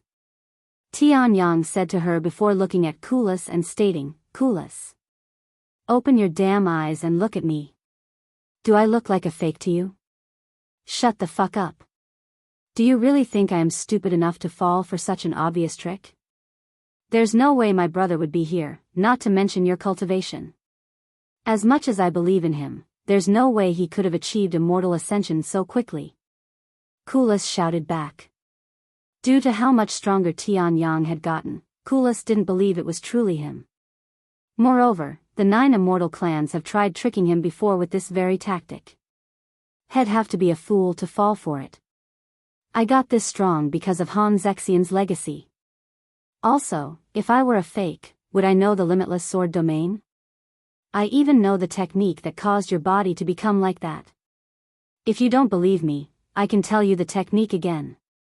And how do I know that you didn't torture those techniques out of my brother like you tried to me? Kulas roared, revealing his true reason for not trusting Tian. After the 9 immortal clans captured Kulas, they tortured him day and night without stopping for many years in hopes of acquiring whatever secrets he obtained from Han Zexian's tomb. However, they were unsuccessful, and not only did they fail to break his mental barriers, but they even helped him become stronger by tempering his body through torture. Fuck, why are you so stubborn? If information doesn't prove my identity, how can I prove to you that I am real? Tell me, Kulas. Tian shouted back. Although he found the situation annoying, he couldn't blame Kulas for his behavior. If he had been in Kulas' shoes, he would have probably been even less trusting. Actually, you know what? I don't need words to convince you. Tian stowed away his weapon and pointed at the open cell door. I have opened your cell and even removed your chains. You're basically free to leave.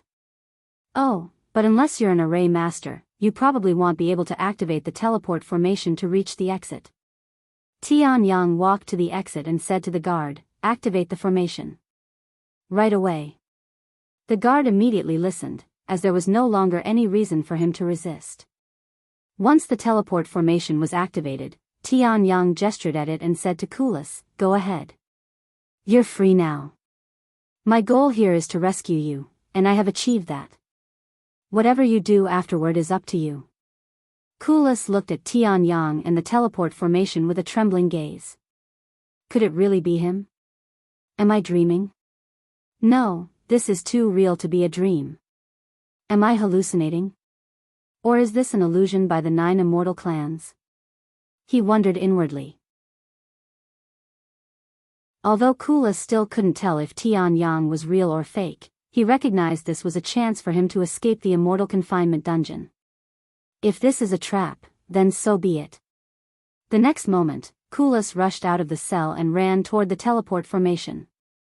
His massive figure disappeared the moment he stepped onto it. Let's go, Ren Xia. Tian said to her. Ren Xia nodded and entered the teleport formation with Tian shortly after. By the time they returned to the first floor, Kulas was already halfway out of the entrance. What the? Kulas? Why are you out of your cell? The guard outside the cave was bewildered to see Kulas and immediately tried to stop him.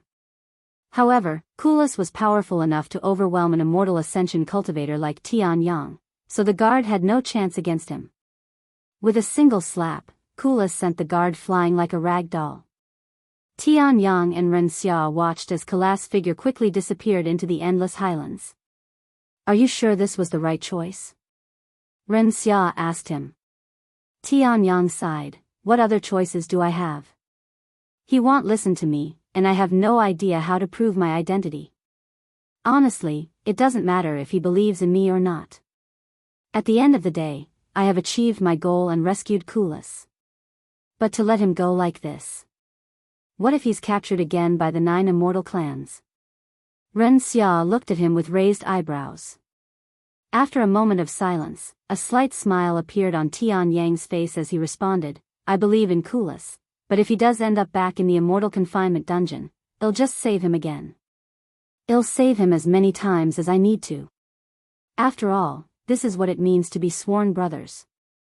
Although Ren Xia didn't understand Tian Yang's feelings or what it meant to be sworn brothers, she couldn't help but be envious of his relationship with Kulas. What now? Ren Xia then asked. I'll continue my journey. And what kind of journey is that? Tian Yang turned to look at her with a serious expression. To erase the 9 immortal clans from existence. Ren Xia swallowed nervously. What? Do you regret helping me? It's not too late to change your mind, you know. If I kill the 2 guards, nobody will know of your betrayal, and you can return to your family. Ren Xia sneered, the word regret is not in my dictionary, and I'd rather die than return to my family. If you're serious about destroying the 9 immortal clans, I'll assist you. As a matter of fact, we can start with the Immortal Sword clan since I have the most information on them, whether it be their strengths or weaknesses. Ren Xia's words sent chills down Tian Yang's entire body. Her ruthless nature was beyond his expectations. However, as much as he appreciated her help, if she was willing to betray her own family, Tian Yang worried she might one day betray him. No, let's not make any assumptions. I don't even know her reason for betraying her family. Let's just trust her, for now. Tian Yang turned to look at where Kulas had disappeared and muttered, until next time, brother.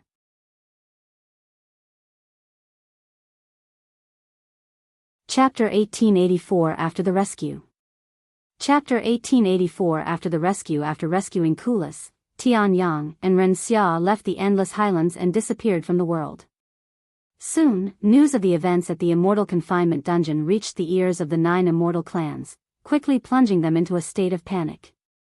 After all, not only did Kulas escape, but the Immortal Confinement Dungeon's location was also leaked to their enemy. Although the 9 immortal clans wanted to investigate the situation further, they had to prioritize changing the Immortal Confinement Dungeon's location. Once the Immortal Confinement Dungeon had been swiftly relocated to a new, undisclosed location, the 9 immortal clans wasted no time launching a full-scale investigation into the incident. Every detail surrounding the incident was scrutinized, and every potential lead was pursued. It didn't take long before all evidence converged on a single source, the Immortal Sword clan.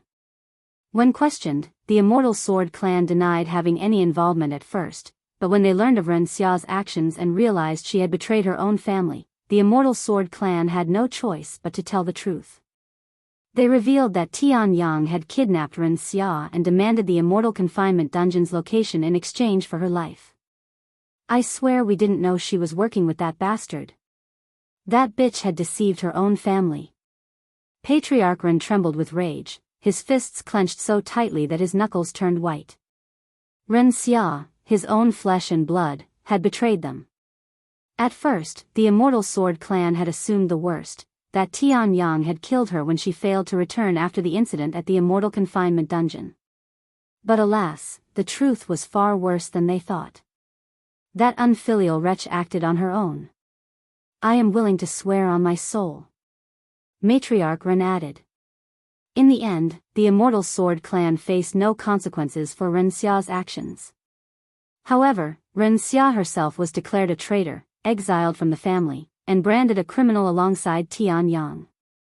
As for Kulas, the 9 immortal clans scoured the divine heavens in search of him. Given his colossal size, they assumed tracking him down would be effortless. Yet, to their astonishment, not a single trace of him could be found even after months of relentless pursuit. It was as if he had vanished from the world. Tian Yang and Ren Xia would continue targeting the 9 immortal clans, slaughtering their members one by one, forcing the 9 immortal clans to place a bounty on their heads, and spreading their names throughout the divine heavens. Eventually, their bounty reached the Immortal Monastery. Sister Sun. Big news. I have urgent news for you. Elder Jing burst into the room, her breath uneven, eyes alight with urgency. Elder Sun turned, her gaze calm. What is it?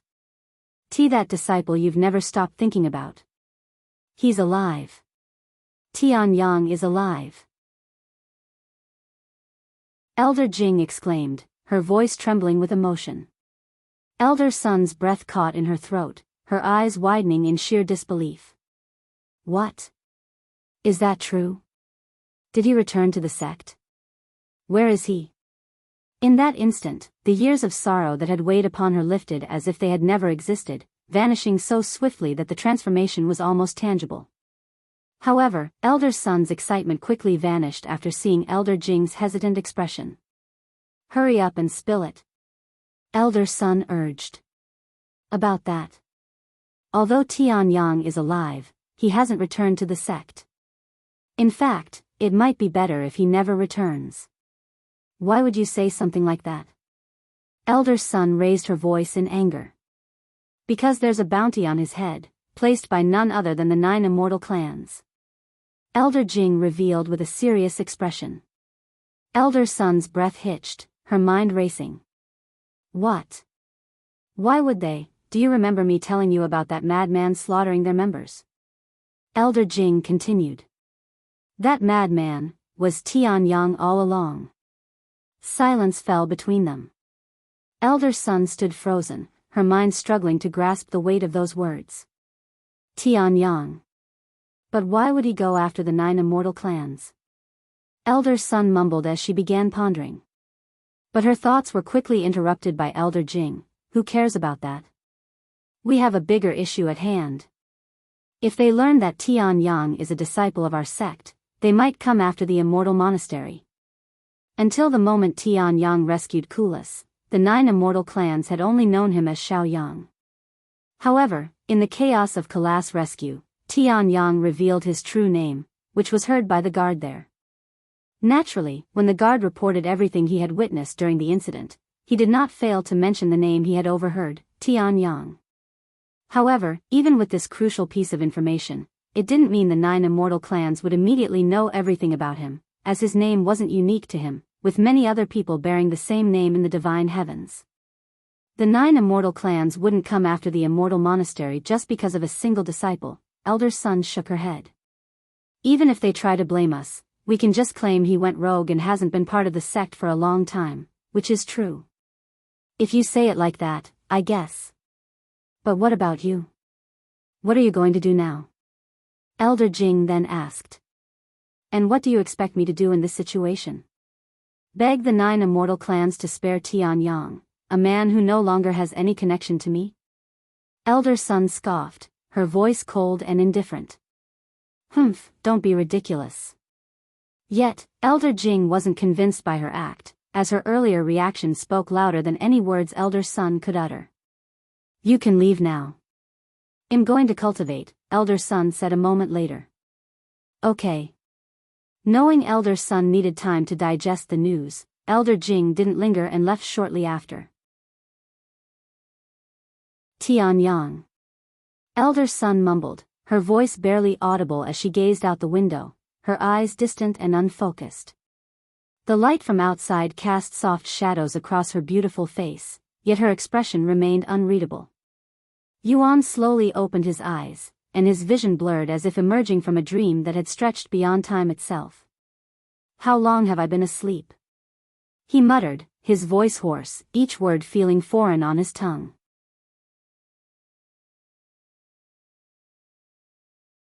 Chapter 1885 Leaving the Confinement Chambers.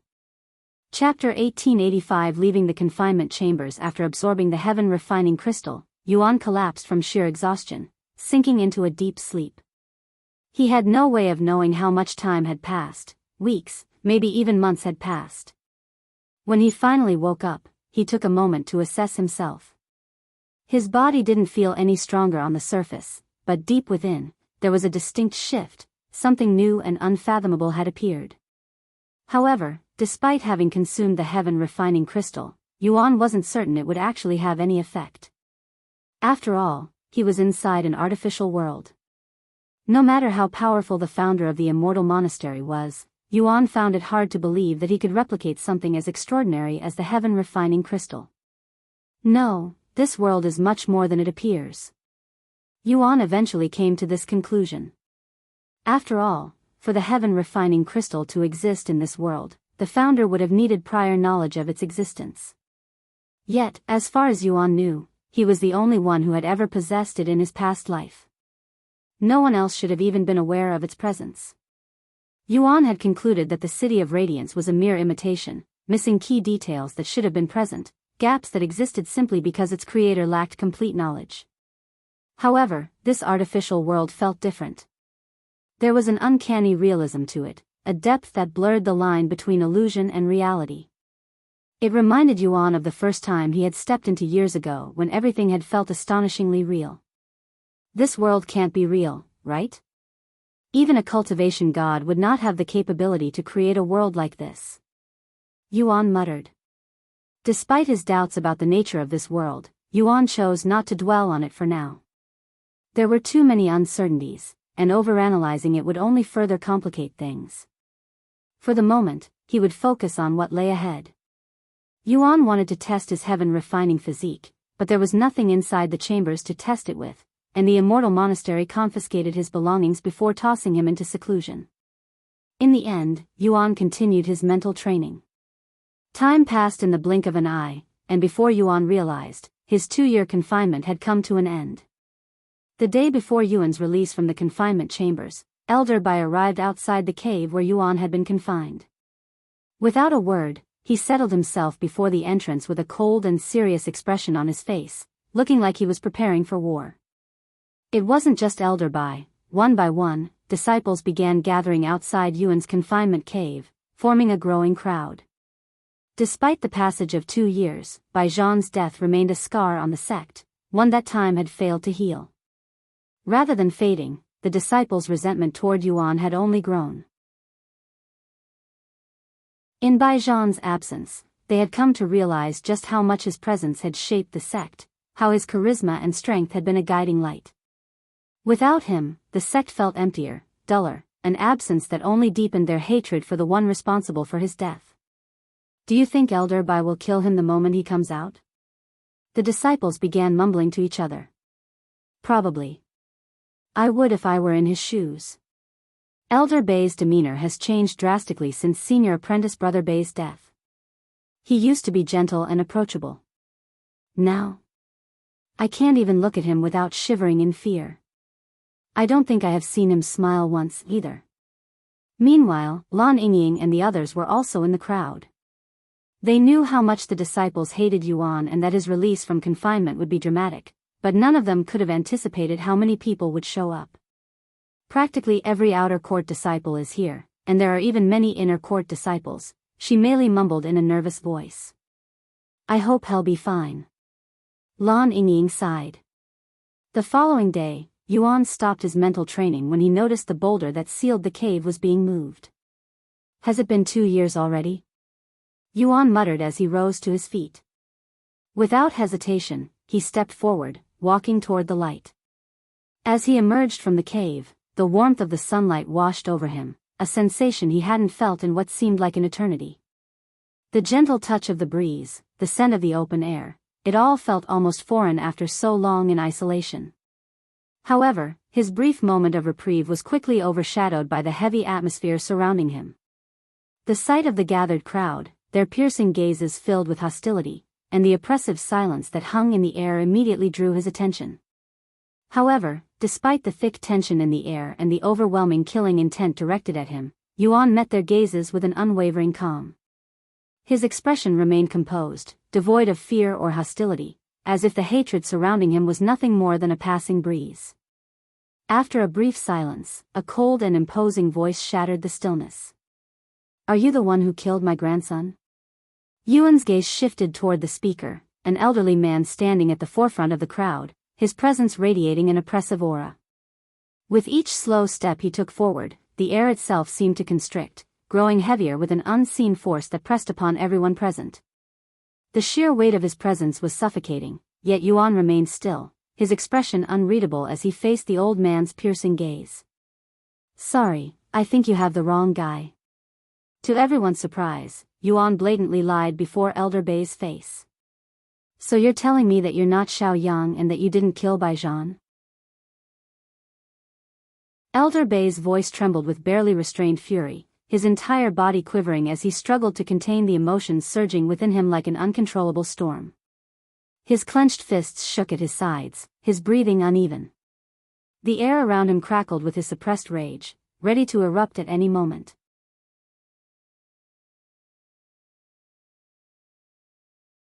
Chapter 1886 Condolences. Chapter 1886 Condolences. Oh, I am Xiao Yang. You should have clarified, Yuan said after being pressed by Elder Bai. I also didn't know you were that disciple's grandfather. You have my condolences. Your condolences? How dare you? Elder Bei's furious roar thundered through the mountains, shaking the ground beneath them. The sheer force of his voice sent ripples through the air, as if the world itself trembled beneath the weight of his rage. You were the one who killed him, he bellowed, his aura surging like a raging storm. Take your condolences back immediately before I lose control of my hands. His killing intent exploded outward, suffocating and oppressive, causing the weaker disciples in the crowd to instinctively step back. His eyes, filled with unrelenting hatred, locked onto Yuan. However, Yuan calmly shook his head and responded, there's been a misunderstanding. Although I am offering my condolences, it's not for Bai Zhan's death. What? Elder Bai was so taken aback by Yuan's response that it momentarily dumbfounded him. What kind of response is that? Even the disciples behind him all wore bewildered looks on their faces. I am offering my condolences to something else, Elder Bai, Yuan continued, his voice calm and clear, each word striking like a thunderclap in the suffocating silence. The crowd stiffened, stunned by his audacity. But before they could fully process his words, he delivered another blow. Despite being an honorable and genuine person, you were unfortunate enough to have such a despicable grandson. Most of you aren't aware of it because of how well he hid it, but Bai Zhan is a sick individual who has harmed a lot of people behind the curtains. Gasps rippled through the gathered disciples. Shock, outrage, and disbelief painted their faces as they stared at Yuan, unable to believe what they had just heard. Even Elder Bai, whose fury had already reached its peak, faltered for a brief moment, his eyes widening in stunned silence before a new wave of rage surged forth. Why, you son of a bitch?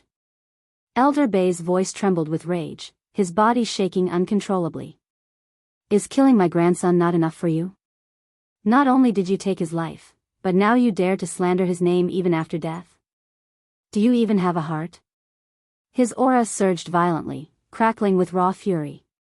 His restraint, already hanging by a thread, snapped as he roared, although I promised the sect leader that I wouldn't kill you with my own hands, I will have to break that promise.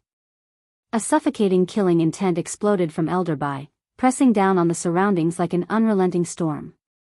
The gathered disciples remained frozen, unable to fault him for his outburst.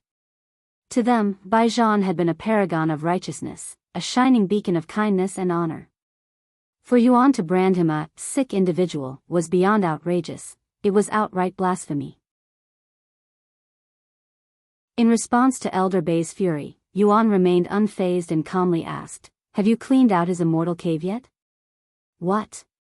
Elder Bei's movements faltered, his wrath momentarily disrupted by the unexpected question. The crowd, equally confused, murmured among themselves, unsure of where Yuan was going with this. With a confident smile, Yuan continued, Bai Zhan's immortal cave.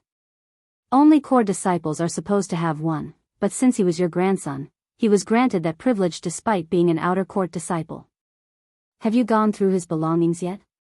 Elder Bai narrowed his eyes, his breath still heavy with anger. If not, Yuan added, then I can prove to you that my words aren't slander, but the truth. A hush fell over the gathered disciples. The weight of Yuan's confidence sent ripples of doubt through them for the first time. If I am wrong, they'll forfeit my life. Yuan's words hung in the air like a blade, sharp and absolute. Yet, despite Yuan placing his very life on the line, Elder Bai hesitated. His hands trembled, not with rage, but with something far more insidious, uncertainty. Checking Bai Zhan's immortal cave would be akin to admitting that doubt had taken root in his heart. It would also mean he had entertained the words of his grandson's killer. And if Yuan was merely toying with him, if this was nothing more than a cruel deception, then Elder Bai would never be able to forgive himself. His fingers clenched into a fist, his nails digging into his palm. The weight of the moment pressed down on him like an iron chain. The gathered disciples held their breath, sensing his inner turmoil. "What's the matter, Elder Bai?" Yuan's voice was calm yet laced with something almost mocking. "Are you thinking about killing me before you even confirm the truth for yourself? In that case, I have misjudged your character and nature. That was my mistake. You can kill me now." With that, Yuan took a bold step forward, his arms spreading wide open as if inviting death itself. His eyes, steady and unwavering, bore into Elder Bai's with an unshakable conviction. "Why you?" Elder Bai's entire body trembled, his breath ragged. He had lived for decades, experienced countless trials, and met all kinds of people, yet he had never encountered someone like Yuan. A man who faced death without fear. A man who, despite being surrounded by enemies, stood as if he alone controlled the outcome.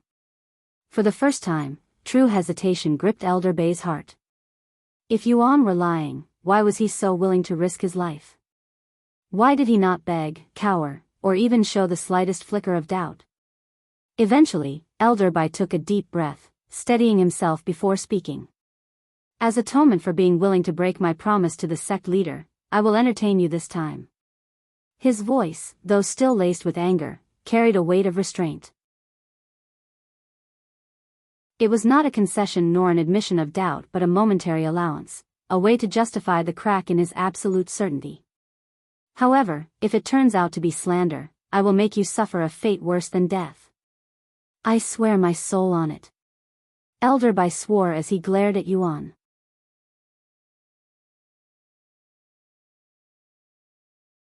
Chapter 1887 Bai Zhan's Immortal Cave. Chapter 1887 Bai Zhan's Immortal Cave. Once Elder Bai made his decision, he wasted no time. Without another word, he led Yuan directly to Bai Zhan's Immortal Cave, a place that few had ever stepped foot in. The journey took them to Immortal Peak, a sacred ground within the sect where only core disciples and sect elders were permitted to enter. It was a place of prestige, home to the most promising talents and the most powerful figures in the sect. Immortal caves were sacred cultivation grounds, naturally formed in locations where spiritual energy gathered at an accelerated rate. Nestled within mountains or hidden in secluded areas, these places brimmed with an abundance of spiritual energy, allowing cultivators to cultivate at a speed far beyond ordinary means. Because of their immense value, immortal caves were considered natural treasures, reserved only for the most talented.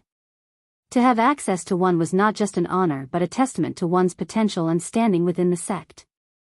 In fact, even amongst the few core disciples and sect elders at the sect, only a select few had access to them. The only reason Bai Zhan was able to enter the Immortal Peak, much less acquire an immortal cave of his own as an outer court disciple, was because of his grandfather's status as Grand Elder. Additionally, the number of immortal caves a sect possessed was directly tied to its prestige and standing in the cultivation world. These sites were rare and highly sought after, meaning that a sect's ability to control them was a testament to its influence and power. The more immortal caves a sect owned, the more valuable it became, as these sites provided an unmatched advantage in cultivation speed. Powerful sects with multiple immortal caves often attracted the most talented disciples, further solidifying their dominance over weaker sections. Upon reaching Bai Zhan's immortal cave, Elder Bai finally halted before the entrance, his gaze fixed on the sealed doors. His hands clenched at his sides as a deep breath escaped him. "This is your final chance," he warned in a cold tone. Despite the seriousness in Elder Bai's tone and demeanor, Yuan couldn't help but smile. "You're still able to offer me warnings? You're just as kind as I remember, Elder Bai." "What?" Elder Bai frowned, not because he thought Yuan was mocking him. "He's speaking as if he's known me for a long time, but this is definitely our first meeting. In the end, Elder Bai decided to ignore Yuan's remark and opened Bai Zhan's immortal cave. Although the exterior of the immortal cave bore a resemblance to the confinement chambers, its interior was a world apart. Stepping inside, one was immediately met with a sense of vastness. The space was far larger than one would expect from the outside. Unlike the cold, barren, and almost suffocating atmosphere of the confinement chambers, the immortal cave was a place of luxury and vitality. Elegant furnishings filled the space, from finely crafted wooden tables and silk-draped seating to intricate jade ornaments that shimmered under the soft glow of spiritual lamps. The very air itself felt alive, so rich in spiritual energy that a thin mist naturally formed, drifting lazily across the floor like an ethereal veil. Every breath taken inside carried a surge of renewed energy, making it clear why these caves were reserved for only the most privileged cultivators. The stark contrast between the two locations was undeniable.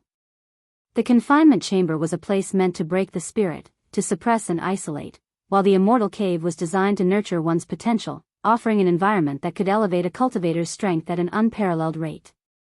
The moment Elder Bai stepped into the immortal cave, his breath hitched. The unmistakable presence of Bai Zhan's essence within the space brought forth a wave of emotions. It was as if, for a fleeting moment, his grandson was still there, still sitting in meditation. A sharp pain stabbed at Elder Bai's chest. The loss he had tried so hard to suppress came crashing back with brutal force. His expression darkened, grief quickly twisting into rage. His eyes snapped toward Yuan, his killing intent erupting once more. The air turned heavy, suffused with his boundless fury. "You!" he growled, his voice low and venomous, his entire being trembling with restraint. To Elder Bai, this place was a painful reminder of what had been stolen from him, the grandson who had once cultivated here, who had once carried his pride and expectations. And standing before him, utterly unfazed, was the very person responsible for his loss. The urge to strike Yuan down where he stood clawed at his mind, yet something held him back. Yuan calmly spoke a moment later, "I won't take a step from here just in case you think I will try to do something." He pointed at a certain object resting on a shelf and continued, "All of the evidence is inside that box." Elder Bai's sharp gaze locked onto the wooden box that Yuan was pointing at. At a glance, it seemed ordinary, unassuming, just a simple container resting among Bai Zhan's belongings. However, Elder Bai could tell the box was heavily protected by several layered arrays. There was even one that prevented tampering, ensuring the contents would be destroyed if someone tried opening it by force. A sense of unease crept into Elder Bai's heart. Why would Bai Zhan need something so heavily secured inside his own immortal cave, where no one but himself had access? The tamper prevention array was especially suspicious. What the hell is inside that box? Not even the Sect's secret techniques are that heavily guarded. Elder Bai swallowed nervously as his heart began beating faster and faster. "What's wrong, Elder Bai? Aren't you curious what's inside that box? Go ahead and open it," Yuan urged him. Elder Bai gritted his teeth, his jaw tightening as he fought the overwhelming urge to strike Yuan down where he stood. With a deep breath, he forced himself forward, his step small, unsteady, and full of uncertainty. As he reached the wooden box, his hand hovered above it for a moment, his fingers trembling slightly. Then, with a slow, measured breath, he steeled himself, grabbing the box a second later.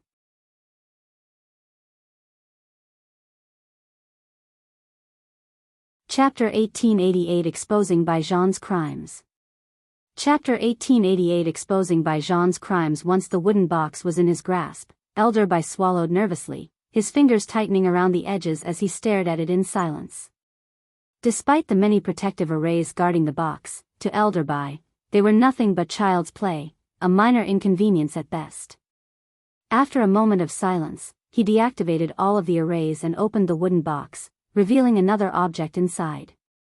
"A spatial ring," he muttered with raised eyebrows. He turned to look at Yuan and asked, "What is this? How is this evidence?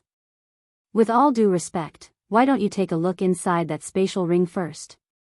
Yuan calmly responded. "Humph." Elder Bai gave a cold snort before looking inside the spatial ring with his divine sense. The moment his consciousness touched the contents inside, his expression froze. This is? His eyes widened in shock, and in the span of a breath, that shock twisted into horror. His face drained of color, his fingers trembling slightly as he pulled his divine sense away, as if he had been burned. Seeing Elder Bei's reaction, Yuan narrowed his eyes and spoke, "I can assume that I've proven myself, right? This doesn't prove anything.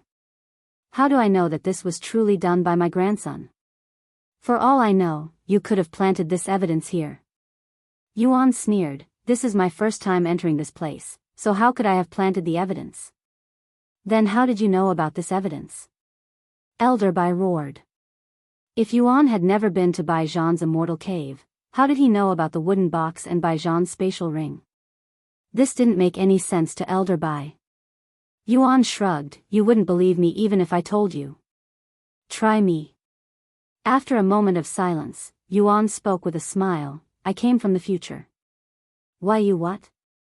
Elder Bei's eyes widened with disbelief at Yuan's outrageous and delusional claim.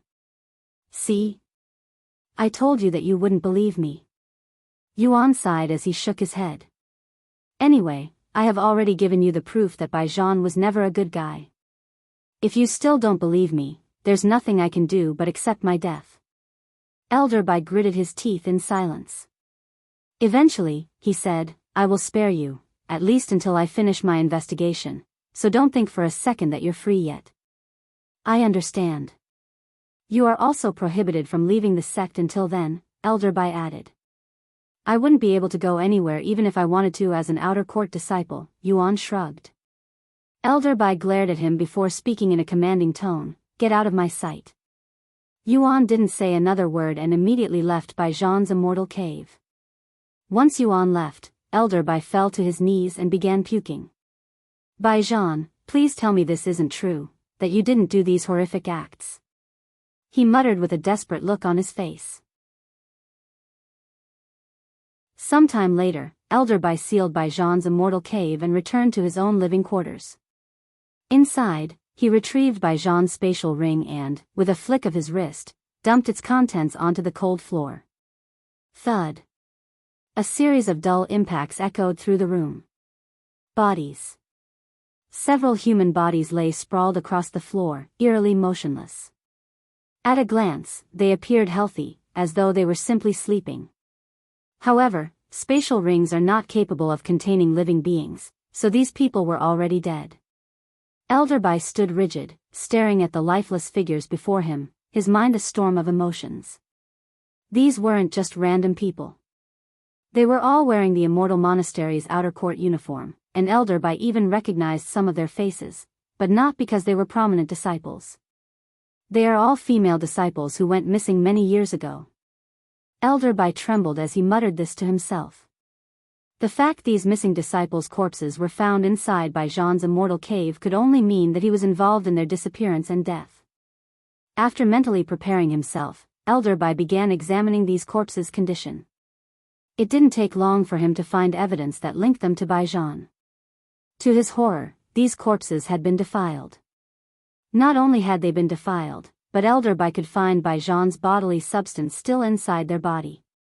Since these corpses had been stored inside a spatial ring, which perfectly preserved everything, this meant Bai Zhan's substance was still fresh, as if it had only recently been produced. As for the identity of the substance's producer, Elder Bai didn't even need it to be examined to know it belonged to Bai Zhan because it contained Bai Zhan's unique spiritual energy. When Elder Bai reached this point, he could no longer continue being in denial and had to admit that Bai Zhan was responsible. After all, unless Yuan had somehow acquired Bai Zhan's bodily substance and planted it inside these corpses, there was zero chance Yuan could have framed Bai Zhan. After examining the corpses, Elder Bai turned his attention to the pile of clothes that came out with the bodies. They were all clothes meant for females, and Elder Bai could only think of one reason why Bai Zhan would have them. He was most likely dressing the corpses up and treating them as if they were dolls. After putting the pieces together, Elder Bai stood in utter silence.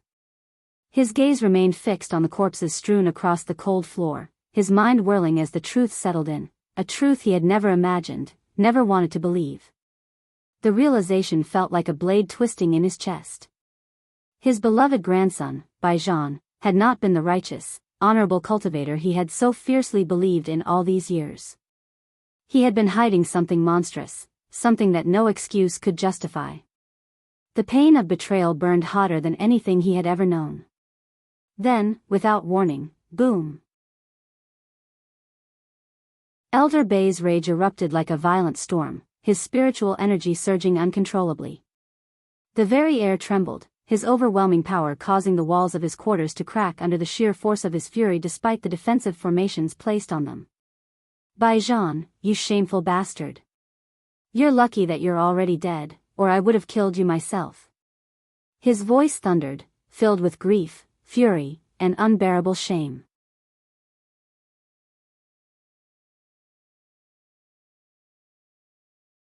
Chapter 1889 Exposing Zhan's Crimes, 2. Chapter 1889 Exposing Zhan's Crimes, 2. Although Elder Bai was already certain that Zhan was behind the disappearance and deaths of these disciples, he needed more evidence and information before exposing his grandson's crimes to the world. Accusing his own blood was not a decision to be taken lightly, but Elder Bai was a man of unwavering principles. He would not protect evil, even if it came from his own family. This was why Yuan remained calm despite his situation. He knew Elder Bei's sense of justice would not allow personal ties to cloud his judgment. After carefully placing the corpses back into Zhan's spatial ring, Elder Bai began investigating everyone who had once been close to him. The deeper their ties to Zhan, the greater the pressure he placed on them. Thus, over the next several days, Elder Bai would summon disciple after disciple for questioning. Meanwhile, Yuan returned to his living quarters. Wei Yuan. Shimei and the others immediately rushed to his side after seeing him return. It's been 2 years. How have you all been? Yuan greeted them with a calm smile, acting as if nothing had happened. We should be asking you that. Are you okay? What's the situation like now? Shimei said. I should be fine. I don't think that Elder will come after me anymore. What makes you so confident? I know that Elder very well. He's one of the most righteous individuals in this sect. Zhan then spoke, Young Master, I must ask, why did you kill that disciple? You even ended up losing 2 years of progress because of him. I killed him because he was a despicable person. As for his crimes, they should be revealed soon. What are you going to do now?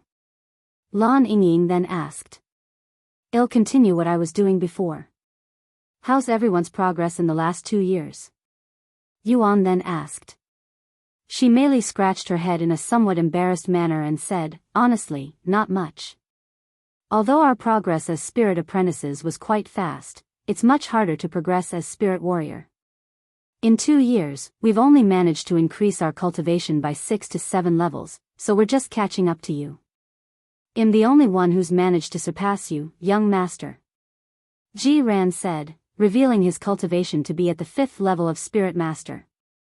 I'm only lacking a few more contribution points to take the inner court examination. Meanwhile, Lan Yingying had reached the 7th level of Spirit Warrior, with Shimei at the 5th level of Spirit Warrior. Sister Songyun is also at the peak of Spirit Warrior like you, Shimei added. I see. What about Yingzi? Yuan asked with a hint of nervousness in his voice. Oh, right. You don't have to worry about Yingzi. She made it to the Immortal Monastery, Lan Yingying said. However, she only arrived last month. Last month? Where is she right now? She's training at the hunting grounds. Also, you won't believe why it took her this long to come here, Shimei answered. Why? Yuan curiously raised his eyebrows. I think it'd be best if you heard it directly from her, Shimei chuckled. Is that so? I'll ask her later then. Sometime later, Yuan had to visit the disciplinary hall to retrieve the spatial rings that were confiscated from him right before he entered confinement. Yuan anticipated that some of his stuff would be stolen, but to his surprise, none of his items were touched. In the past, his belongings would always mysteriously disappear after coming out of confinement. Of course, they were all stolen by the sect elders, and there was nothing he, a mere disciple, could do about it. Even if they wanted to steal my things, I don't have much for them to steal, he thought to himself. Besides the spirit stones he got as an allowance, Yuan had sold all of his monster cores and materials for points before the tournament. After regaining his spatial rings, Yuan made his way to the hunting grounds, where he remained for 2 weeks straight. During Yuan's time in the hunting grounds, Elder Bai presented all the evidence he had gathered about Zhan to the sect leader before making it known to the rest of the sect. Standing before his fellow sect elders, his expression was solemn as he spoke. Because of my own shortcomings, my grandson, Zhan, has committed many unforgivable crimes within the sect. When the other sect elders learned of Zhan's crimes, they were all left speechless. They were also angry that they had been supporting a monster this entire time without knowing. Before long, the news reached the rest of the sect. When the outer court disciples heard of it, they were left in utter disbelief. Zhan, a figure most had respected and admired, was now revealed as a serial killer who also defiled corpses. What? Zhan was responsible for those missing disciples? One of them was my friend. I heard he defiled their corpses, even dressing them up like dolls. How sick was Zhan in the head to do such things? Fuck. I cannot believe I admired a bastard like him. It was revealed that Zhan had exploited his status and reputation to deceive unsuspecting victims. His esteemed position within the sect allowed him to gain trust effortlessly, making it all too easy to lure others into his grasp. Under the guise of friendship or mentorship, Zhan would invite the victims into his home, where he would mercilessly end their lives, and not wanting to damage the bodies, he would often resort to using poison or strangulation. Once dead, Zhan would transport their corpses to his immortal cave, where he would defile them. Although the exact number of Zhan's victims remained uncertain, the estimated count was around 100. The true scale of his crimes might never be fully uncovered, but the sheer number was enough to send chills throughout the sect. Fortunately, Zhan had no accomplices, or they would have faced Elder Bai's wrath. As for Yuan, who had once been the most despised individual in the sect for killing Zhan, the truth had completely shifted his reputation. What was once seen as a heinous act was now hailed as justice. The very people who had condemned him now praised him as a hero, recognizing that his actions had rid the sect of a monster hiding in plain sight.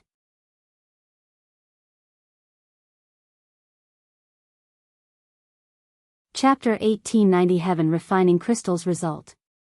Chapter 1890 Heaven Refining Crystals Result. After arriving at the hunting grounds, instead of going straight to the core, Yuan began hunting the magical beasts in the outer region instead. He wanted to test out the heaven refining physique, but since he wasn't sure he actually had it, he decided to test it with weaker monster cores. On his 7th kill, Yuan acquired a 5th level spirit apprentice monster core. Even if my heaven refining physique doesn't work, consuming this won't instantly kill me. Yuan mumbled as he held the monster core before his lips. A moment later, Yuan consumed the monster core. When the monster core entered his mouth and touched his tongue, it instantly melted. It worked. Yuan thought to himself as he swallowed the liquid and absorbed the spiritual energy within. However, he quickly noticed something was amiss. Although Head managed to consume the monster core and absorb its spiritual energy, it wasn't perfect. ID only managed to refine a portion of the spiritual energy, about 10%? Yuan mumbled. His original body and heaven refining physique allowed him to refine all of the monster core's spiritual energy even before it was awakened. Yet, the heaven refining physique Head attained in this world only managed to refine 10% of the monster core's spiritual energy. Even though they'd managed to recreate the heaven refining crystal and its powers, they are unable to completely replicate all of its power, huh? Yuan wasn't too surprised by this outcome. In fact, he was pretty satisfied by it. After all, he thought it wasn't going to work at all. Even if it's only 1/10 of its original strength, that is more than enough for me to completely surpass everyone in cultivation. After confirming the heaven refining physique was working, Yuan went straight to the deepest region and began slaughtering the spirit master magical beasts there. 2 weeks later, Yuan left the hunting ground with his cultivation at the 3rd level spirit master. On his way out, he noticed a familiar face. It was Ingzi, and she was hunting magical beasts by herself. Not wanting to disturb her, Yuan waited for her to finish her hunt and silently watched her from the shadows. She's gotten pretty good with a sword. Although Yingzi was not at the level of a sword master, she managed to reach a respectable level of sword mastery by herself. Once Yingzi finished her hunt, Yuan approached her. Yingzi. Yuan? Yingzi's expression remained calm when she saw Yuan, but her eyes were noticeably brighter than before. Did you forget? I'm Xiao Yang right now, Yuan corrected her. Oh, right. When did you finish your punishment? She asked. 2 weeks ago. I heard you only arrived at the Immortal Monastery recently, but you're already at the first level of Spirit Warrior. Did you stay at the bamboo garden until you reached Spirit Warrior? Yuan noticed her cultivation was too high for someone who'd just qualified to enter the Immortal Monastery, suggesting that Yingzi had become a cultivator long ago but didn't leave the bamboo garden on purpose for some reason. She nodded and confirmed, I left when I reached Spirit Warrior. Why did you choose to stay there for so long? Yuan asked with a puzzled face. What came out of Yingzi's mouth left Yuan dumbfounded. The food there was too good, and I was worried that I would no longer be able to taste it again once I left, so I decided to stay until I couldn't, she calmly said. Yuan didn't know whether to laugh or cry after hearing her ridiculous reason for staying in the bamboo garden for almost 4 whole years. However, it was definitely befitting of her character. I don't even know how to respond to that, but you must be relieved to know that the food in the sect is just as good if not even better than the food in the bamboo garden. Yingzi nodded, yes, I would have come here sooner if I knew the food here was just as good. What do you think of the trials so far? It must be difficult for someone like you, right? Especially the physical labor, Yuan asked, glancing at her with curiosity. Yingzi shook her head slightly before responding, her expression calm. At first, I was more puzzled than anything. It's not as bad as the others made it out to be. Once I became a cultivator, it became incredibly easy, almost effortless. Unlike the others, who struggled with the demands of physical labor due to their privileged backgrounds, Yingzi was a predator from the primal expanse. Chopping bamboo and fetching water didn't hurt her pride. It was nothing more than a slight inconvenience. I see. Are you heading back now? Yingzi then asked. Yuan nodded. Yes. You want to return with me? She nodded. It's almost time for breakfast. Unbeknownst to Yuan, Yingzi would eat 3 meals a day without fail, even while training inside the hunting grounds. Surprisingly, the sect's food delivery system extended beyond the residential area and even reached the hunting grounds. That said, they would only deliver the food to the entrance of the hunting grounds. Upon returning to the residential area, Yingzi wasted no time and immediately ordered food. As for Yuan, he planned on taking a shower, but he noticed someone standing by his doorstep, and it was someone he wasn't familiar with. How can I help you? Yuan spoke as he approached this individual who was wearing the robes of an inner court disciple. This male disciple narrowed his gaze at Yuan and asked, Are you disciple Xiao Yang? That sounds like me. Who's asking? I am here on behalf of Grand Elder Bai. He wants you to visit him whenever you're available. Sure. I'll give him a visit as soon as I clean myself up. The inner court disciple nodded before leaving. That disciple has been waiting on your doorsteps for 4 days now. Lan Yingying said to him through her opened window. He sure has a lot of free time as an inner court disciple, Yuan smiled.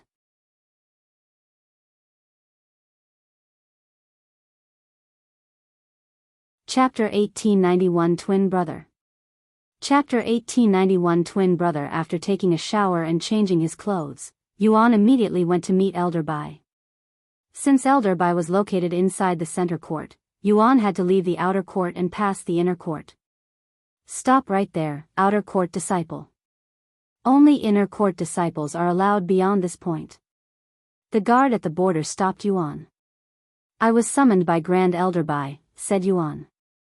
Give me 1 moment. The guard retrieved a communication jade slip and, a few moments later, stepped aside. You're free to enter, he said. Yuan entered the inner court and went straight for the center court, where he was stopped again. I was summoned by the Grand Elder, Yuan repeated. The guard also did the same thing as the previous guard. A few moments later, Yuan was allowed to enter the center court. From there, Yuan went straight to Elder Bei's office. It's disciple Xiao Yang, Yuan said after knocking on his door. You may enter. A calm yet stern voice answered a moment later. Once Yuan entered the room, Elder Bei, who was sitting behind his desk, frowned. What the hell? How is he at the 3rd level of Spirit Master? I swear he was only at the peak of Spirit Warrior 2 weeks ago. Did he consume a treasure during that time? Elder Bai was greatly shocked by Yuan's cultivation progress. Where is the disciple who went to fetch you? Elder Bai asked a moment later after controlling his emotions. Do you mean that inner court disciple messenger? He left as soon as he passed your message. Was he supposed to come here with me? Yuan asked with a genuinely puzzled face. Elder Bai clenched his fist slightly after hearing this, as he was certain he ordered the inner court disciple to bring Yuan to his office. How dare that brat defy my orders, he sighed inwardly. How did you make it here without a guide? You're just an outer court disciple. There's no way you've been to the center court before, much less navigate through it. Yuan smiled and said, I thought I told you, I came from the future. I have been to every nook and cranny of this place. What kind of nonsense, forget it. Elder Bai cut himself off, exhaling sharply before shifting his focus. His expression hardened as he stood up and strode toward Yuan, his presence imposing. Locking eyes with Yuan, he stared at him with an intense gaze, as if trying to see through him. Let's get straight to the point.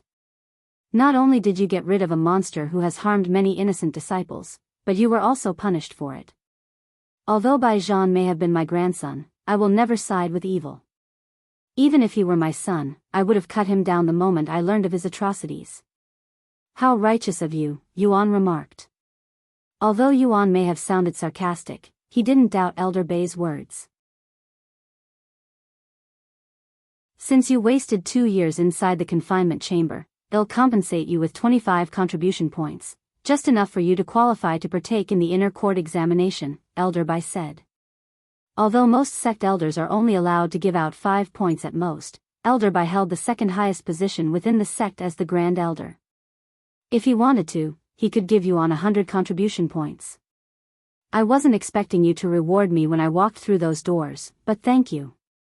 Elder Bai sneered and said, I may be rewarding you, but that doesn't mean I like you. Your arrogance knows no bounds, and you're disrespectful to your seniors. The next time you show me even an ounce of disrespect, I'll punish you accordingly. I will keep that in mind. You may leave. Yuan gave him a bow before leaving the place. 25 contribution points, huh? I should take the inner court examination as soon as possible, Yuan muttered to himself as he left the center court and entered the inner court. While Yuan pondered his next steps, he noticed some disciples were looking in his direction, and before he could dwell on it, they called out to him. What the hell are you doing in that uniform, Tian Yang? Yuan stopped walking and turned to look at the group of disciples who called out to them. There were 3 of them, and they were all inner court disciples. Yuan acted ignorant and asked, Are you talking to me? Unless your name isn't Tian Yang, who else? One of them said. I didn't know you missed being an outer court disciple that badly. It suits you, though. The 3 disciples started laughing in a mocking tone. Tian Yang always fought back against those who messed with him, so he had a lot of enemies within the sect. Sorry, but I'm not Tian Yang. My name is Xiao Yang, Yuan said. The 3 disciples exchanged looks with each other before laughing even harder. What are you trying to pull this time? Did you hit your head and forget your own identity? I think he's trying to run away. What? That infamous Tian Yang, who's known for fighting back, is running away. Unbelievable. The 3 disciples began approaching Yuan with cold smiles on their faces. Stop right there. Another voice suddenly resounded, halting their movements. Che. The disciples sucked their teeth in annoyance when they realized who just spoke. Looks like your mommy is here to save you, again. One of them spoke to Yuan through voice transmission. The disciples then bowed to this individual. Greetings, Elder Sunday, leave that disciple alone. He's not Tian Yang but Xiao Yang, an outer court disciple, Elder Sun said as she approached them. What? Seriously? But. The disciples looked at Yuan with dumbfounded faces. Yuan shrugged, I told you I wasn't Tian Yang. You must be his twin brother then. That must be it. How much longer are you going to bother this outer court disciple? Scram before I make you. Elder Sun raised her voice. Sorry, Elder Sunday. Well, leave immediately. The three disciples looked at Yuan's face one last time in a doubtful manner before leaving the scene.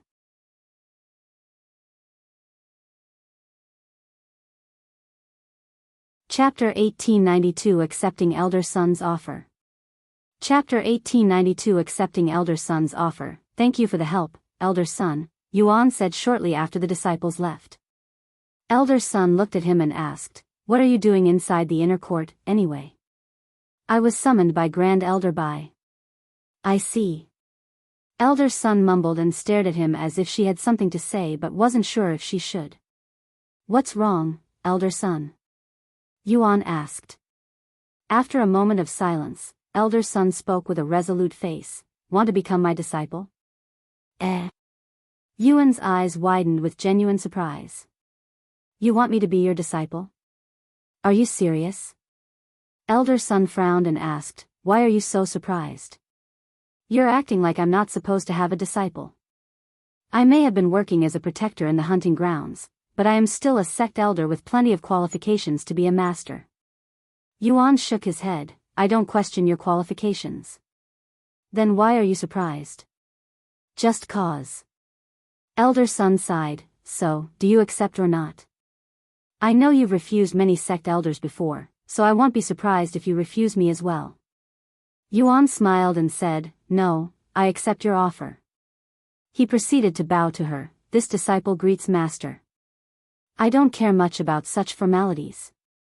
You can just call me Senior Sunday. Yes, Senior Sunday. Elder Sun retrieved a medallion and handed it to Yuan, saying, This is proof that you're my disciple. Try not to lose it since I only have one. Although Elder Sun never intended to accept a disciple, every sect elder was required to have at least one medallion. How many contribution points do you have right now? Since you'd spent 2 years in confinement, I doubt you have much. I'll give you 5 points.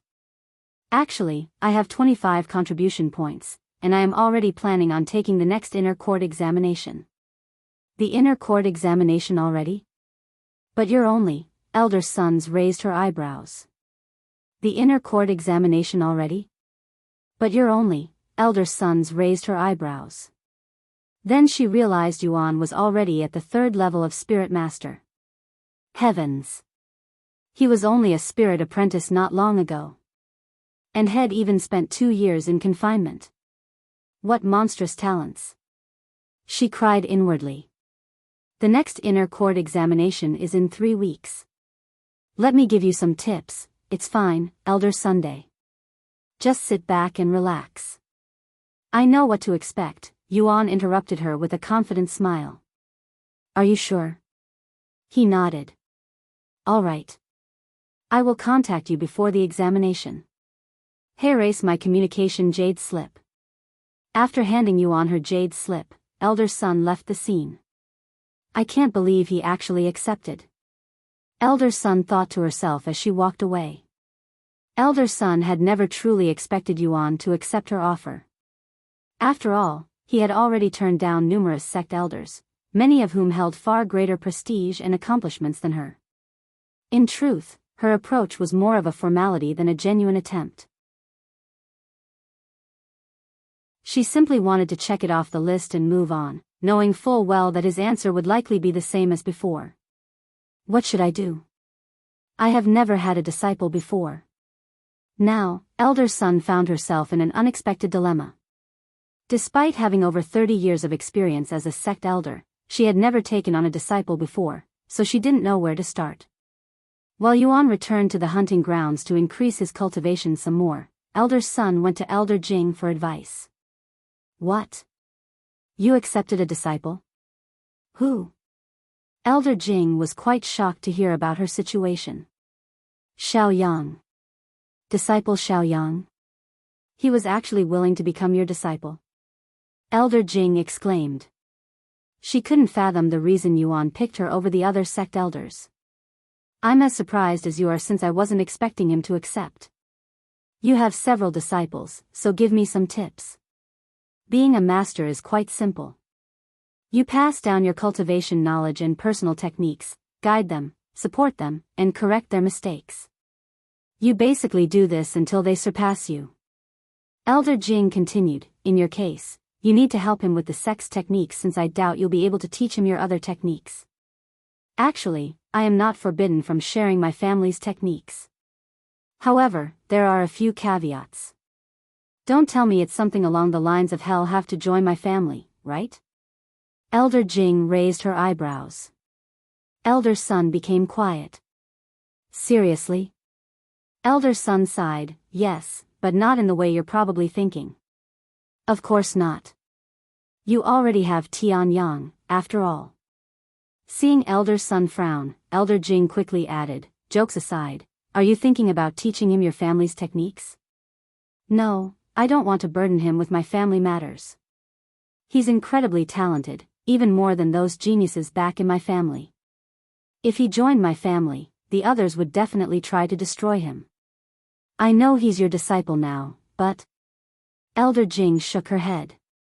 If you think I am praising him because he's my disciple, wait 3 weeks. 3 weeks? What will happen in 3? Oh, the inner court examination. Wait, but he's only a spirit warrior. That was 2 years ago. He's a spirit master now. Impossible. He was in confinement for 2 years. There's no way he could have cultivated while in confinement. Elder Jing exclaimed. Elder Sun shrugged, I don't know what else to tell you. In the blink of an eye, 3 weeks had passed, and it was time for the inner court examination. The day before the examination, Elder Sun contacted Yuan. I'll come pick you up on the day of the examination. Meet me in front of your living quarters, said Elder Sunday. The following day. Good luck, young master. I can't believe you'd actually managed to qualify for the examination before me despite the 2-year gap. Ji Ran sighed after learning that Yuan would be partaking in the inner court examination.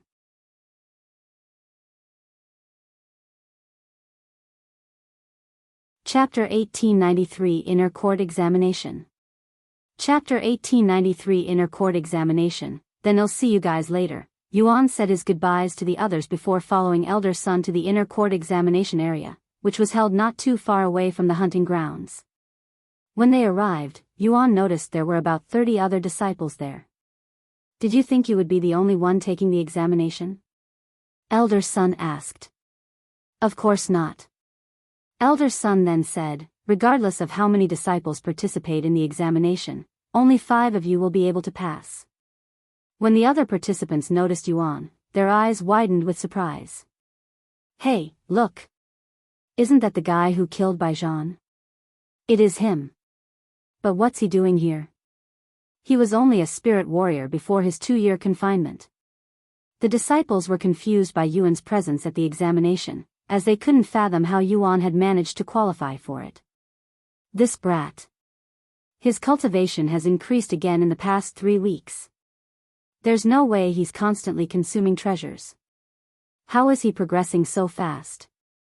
Elder Sun was shocked when she realized Yuan's cultivation had reached the 5th level of Spirit Master in just 3 short weeks.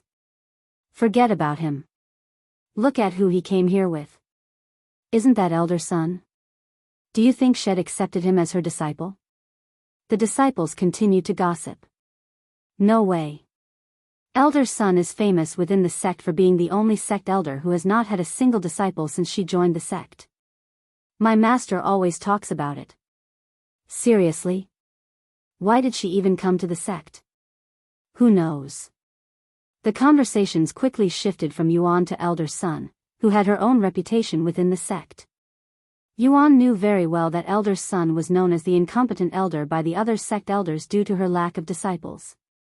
However, Elder Sun did not let her reputation within the sect get to her and would spend most of her time at the hunting grounds, protecting the disciples there, so she was quite popular with the disciples, especially the male disciples, as she was considered to be one of the prettiest sect elders in the Immortal Monastery. Sometime later, another sect elder arrived and said, "I am this year's examiner. There are 78 participants for this year's examination, but only 5 of you will become an inner court disciple today. The rules are simple. You will be required to hunt magical beasts in a specific area. Each magical beast will be graded depending on their strength, with 3 different ranks. From the weakest, we have green, red, and black. You can tell a beast's rank from the color of the ribbon attached to them. A green ribbon is worth 1 point, and a red ribbon is worth 5 points.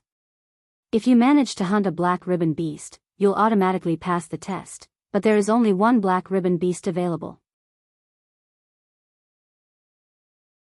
You all have 72 hours to acquire as many points as you can, and by the end of the examination, the 5 disciples with the most points will become inner court disciples. All participants will be provided with a spirit grade weapon of their choosing, and you are forbidden from using anything that wasn't provided to you. This includes medicine, such as recovery pills and strengthening pills. Any questions?" When nobody responded, the sect elder handed everyone a weapon of their choosing before announcing, "Then I will officially begin the examination now. Good luck, everyone." The moment the examination began, every participant, except for Yuan, immediately rushed into the examination area, eager to prove themselves. The area itself was vast, resembling the hunting grounds with its dense forests, rugged terrain, and lurking dangers. "What are you waiting for?" Elder Sun asked Yuan. "Nothing. I'll see you soon," Yuan said before entering the area the next moment. After entering the examination area, Yuan immediately used his divine sense to survey his surroundings. "I can see a few spirit master level magical beasts between the 3rd and 6th level nearby, but they only have a green ribbon." Yuan encountered his first magical beast with a red ribbon, and it was at the 8th level of spirit master. Most of the participants for the examination were far beyond the 1st level of spirit master, with many of them between the 7th level and even the peak of spirit master. However, even then, most of them only fought beasts weaker than their own cultivation. As for Yuan, he ignored every single magical beast he encountered to find the beast with a black ribbon. Of course, he wasn't the only one who thought of this strategy, as several other disciples wanted to go straight for the black ribbon. After several hours of moving without stopping, Yuan finally encountered the beast with a black ribbon. It was a magical beast with cultivation at the 3rd level of Spirit Grandmaster. However, he was not the first to find it, as there was already someone fighting it. This disciple was at the 1st level of Spirit Grandmaster, and he was struggling against the beast. It was clear that this disciple did not have the capability to defeat it. Seeing this, instead of waiting for the disciple to meet his inevitable defeat, Yuan joined the fight and, with a single devastating strike, decapitated the beast. What? The disciple who was fighting the beast was shocked, to say the least. Of course, he was also angry that someone had the audacity to steal his kill. "You bastard! Didn't you see I was already fighting that beast? How dare you steal my kill?" Yuan picked up the black ribbon and turned to look at the disciple.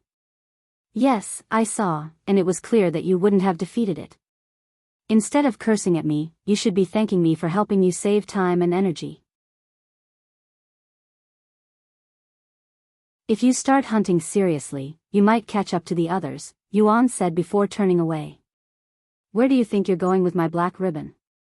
The disciple quickly stopped him from leaving by blocking his path.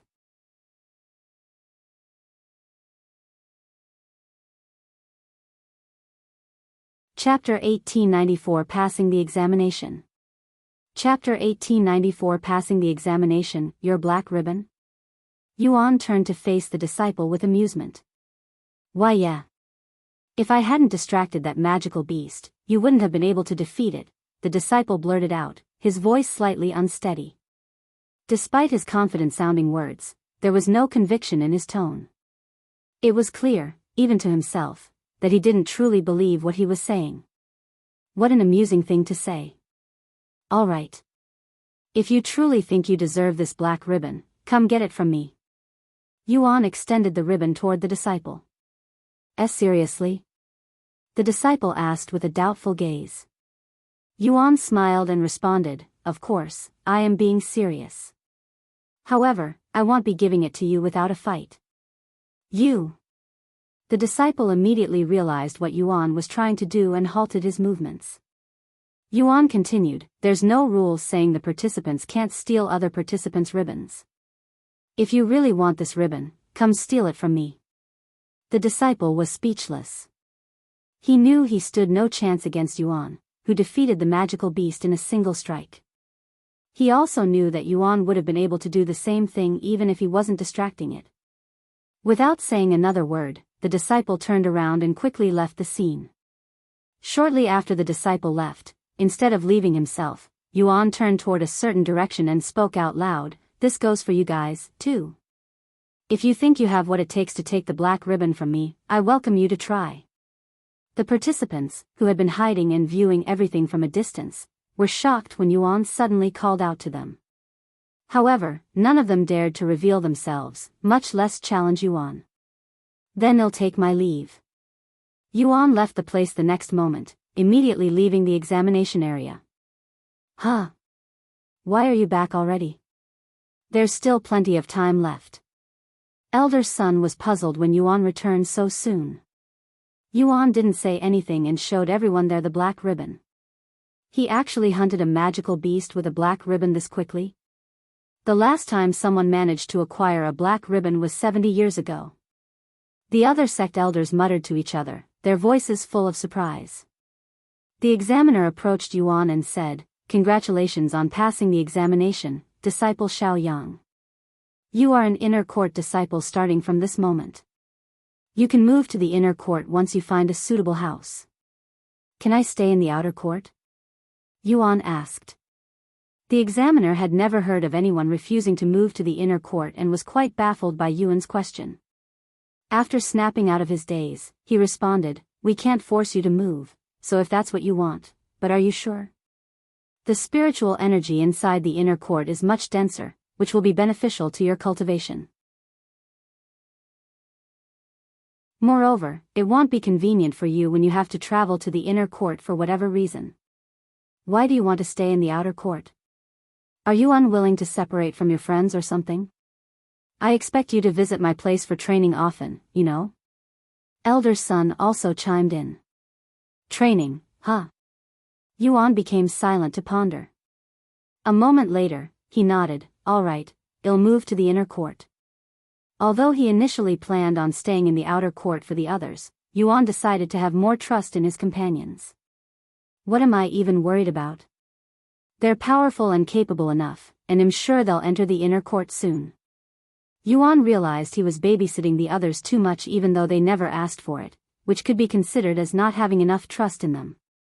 Yuan left the examination area with Elder Sun shortly after. Your new uniforms will be ready in 3 days. In the meantime, you can look for a new home inside the inner court, said Elder Sun as she brought Yuan back to his living quarters. Get some rest for now. Come find me once you've moved into the inner court, and we'll immediately begin your training.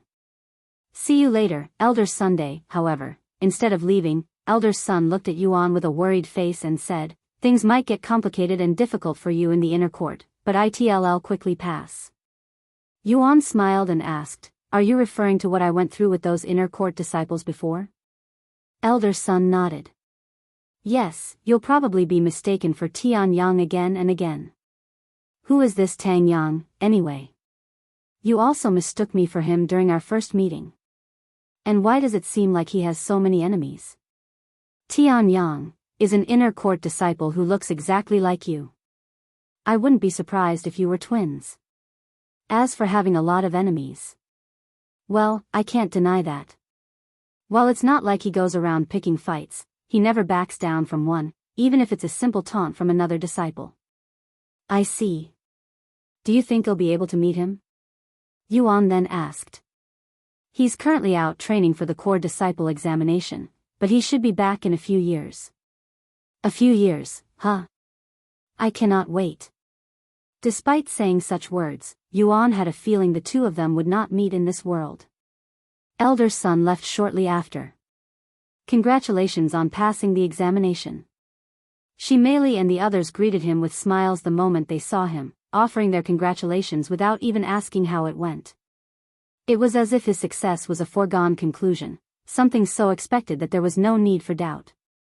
Their confidence in him was unwavering, and to them, there was never a question of if he would pass, only when. Yuan then revealed to them that he would be moving to the inner court in a few days. I see. Don't worry about us. We'll follow you to the inner court soon. Of course. Yuan nodded with a smile.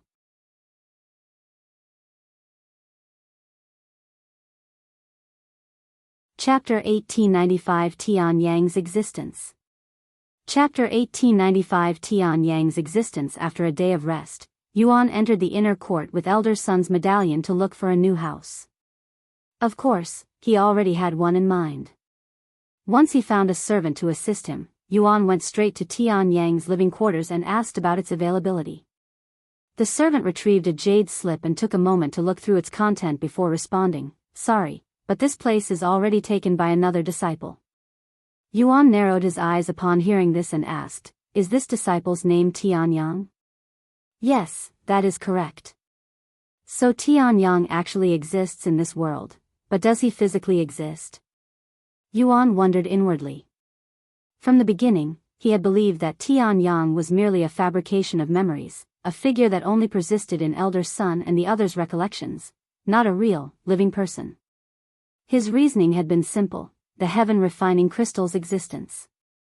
Tian Yang, according to history, should have been the one to acquire it long before Yuan's arrival at the Immortal Monastery. Yet, it was still in the confinement chamber, allowing Yuan to claim it instead. That contradiction alone had led him to believe that Tian Yang was nothing more than an illusion, an existence that didn't physically exist.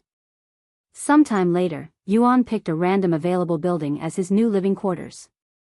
After acquiring the keys to his new home, Yuan went to find Elder Son at her peak, the 21st peak, known as the Immortal Sun Peak. Moreover, the Immortal Sun Peak hovered above the ground like a flying island. "HM? You're here already? Are you that eager to start your training?" Elder Son said after seeing him. Yuan silently nodded with an eager smile on his face. "Follow me." Once they arrived at the training grounds, Elder Son spoke, "Before we begin, I must be completely honest with you. As embarrassing as it sounds, especially after I spoke so highly of my qualifications, you're my first disciple, so I don't really know what to teach you. Of course, it's not like I don't know how to teach you. I just don't know what to teach you.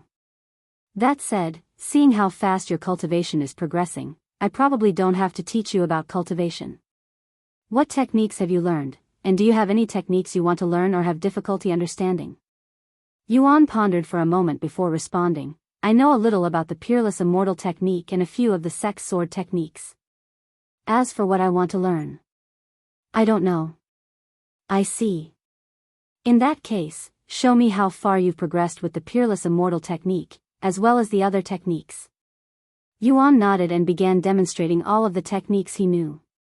Elder Son was left speechless by the end. Give me a moment to think." Elder Son said before falling silent. "This little monster has already mastered the second level of the Peerless Immortal technique?" Had only joined the sect recently. She cried inwardly, trying to fathom how someone who'd just joined the sect could reach such a high level of understanding for one of their most difficult techniques. "It took me almost 10 years to reach that level, and I was considered one of the most talented individuals in my family. As for his other techniques, while they're not as impressive as his Peerless Immortal technique, being just slightly above average, if we consider how he probably spent most of his time studying the Peerless Immortal technique, it's unfathomable how he got the time to learn other techniques." After pondering for many minutes, Elder Son decided to focus on the other techniques Yuan was cultivating to balance out his foundations. "Although we won't be focusing on the Peerless Immortal technique, you can still ask me questions about it. The same goes for your cultivation. If you have any trouble, tell me about it. Yes, elder son. Yuan nodded with a smile. Yuan had purposefully lowered his skills during the demonstration because he was afraid that elder's son might quit being his master if she thought there was nothing she could teach him. Although he still intended to complete the trial, Yuan wanted to use this opportunity to spend as much time as he could with elder's son, something Tian Yang could only dream about. Thus, Yuan began his life in the inner court. In the blink of an eye, another year passed. During this time, besides going to elder's son for lectures 3 days a week, Yuan would spend most of his time hunting magical beasts in the hunting grounds, completely ignoring the training areas available within the inner court. These training grounds assisted the disciples in their understanding of certain techniques and cultivation, but they were useless to Yuan, who had already reached the pinnacle understanding of most techniques in the sect. As for improving his cultivation, it was simply more effective to hunt magical beasts and consume their monster cores. With the points heads saved from selling the beasts' materials, Yuan earned enough points to purchase a few more treasures from the point store, further improving his talent and cultivation. Meanwhile, many of the participants in the trial gave up on trying to become first and started focusing on the Immortal Monastery's techniques after realizing they had no chance to catch up to those who had managed to purchase a treasure before they were sold out. Since they knew they wouldn't be able to inherit everything, they decided to memorize and acquire as many techniques from the Immortal Monastery as possible to bring back to their original world. However, many participants still continued to aim for first place.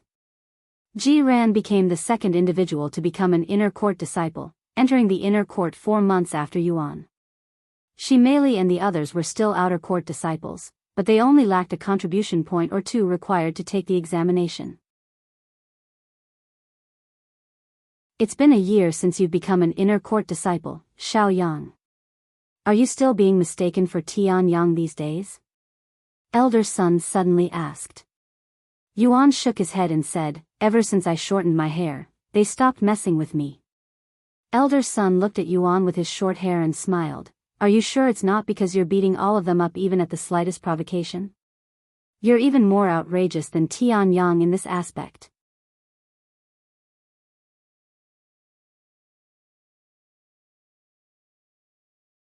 Chapter 1896 Audience with the Sect Leader.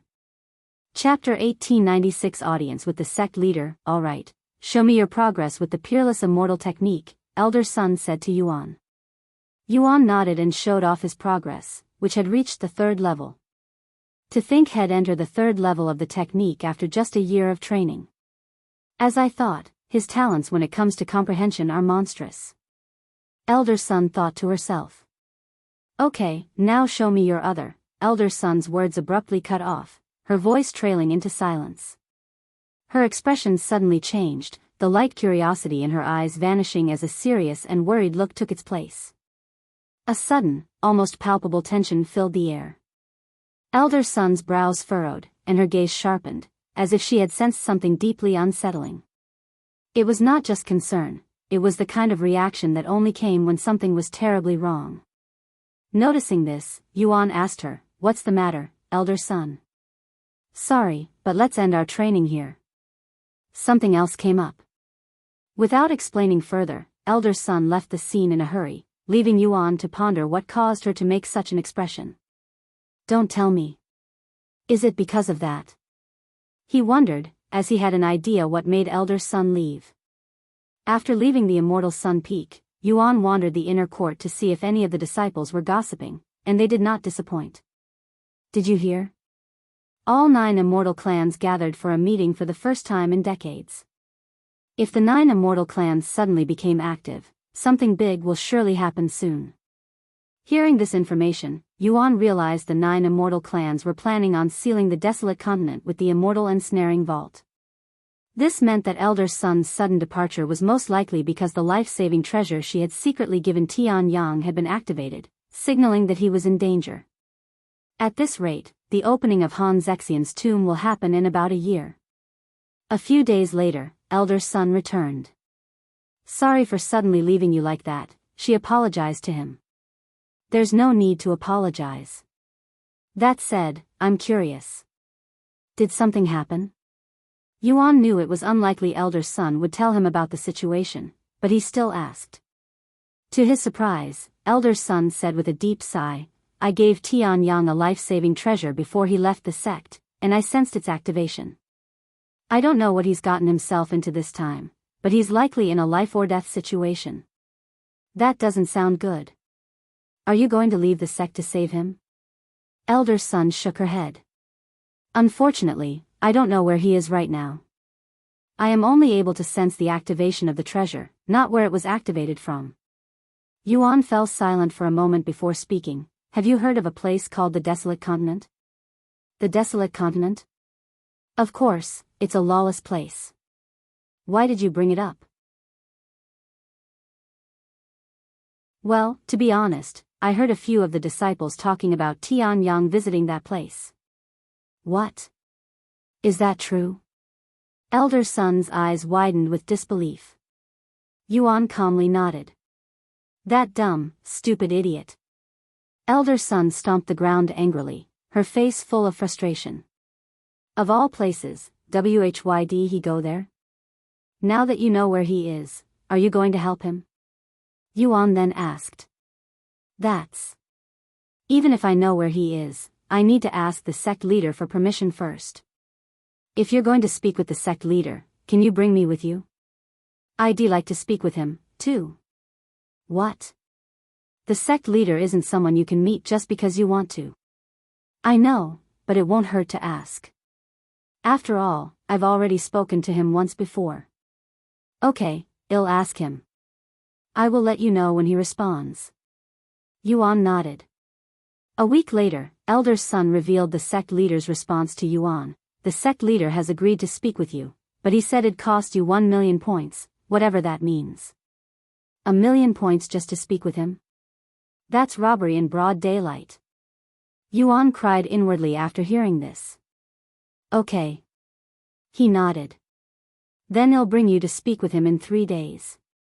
3 days later, Elder Sun and Yuan made their way to the sect leader's quarters.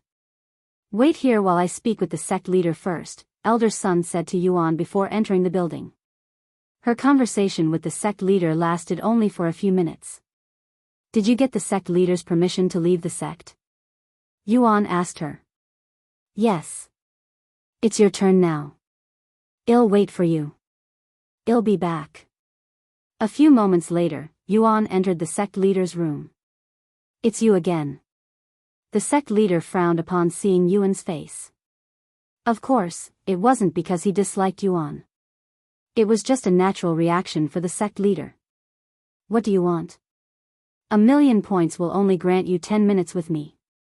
I have a few questions, Yuan quickly responded. In that case, it'll cost you an additional 100,000 points for every question. Yuan was left speechless after hearing this, but as much as he wanted to complain, he had no qualifications to do so, as this was not his world or trial. After paying 1 million points, I have 300,000 points left. 3 questions, huh? Better make them count, he sighed inwardly. After a moment of silence, Yuan spoke. For my first question, I want to know how I can leave the sect. I want to visit the Desolate Continent with Elder Sunday, the sect leader smiled and said. Instead of asking if you can leave, you asked for the method, huh? If you wish to leave the Immortal Monastery and start venturing outside, you must pay a one-time fee of 10 million points. Yuan's eyes widened at the astronomical amount. 10 million points just to leave, he was in disbelief.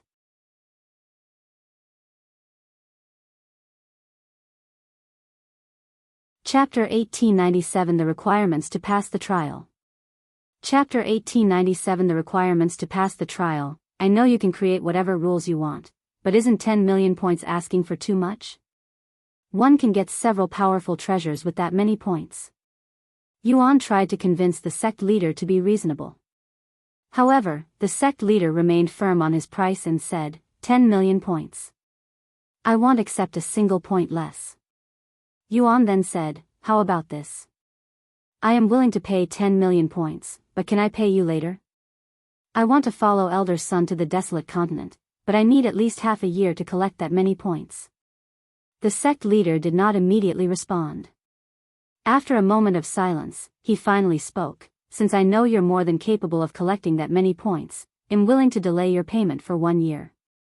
However, for every year you fail to pay me, I will add another 10 million points to your debt.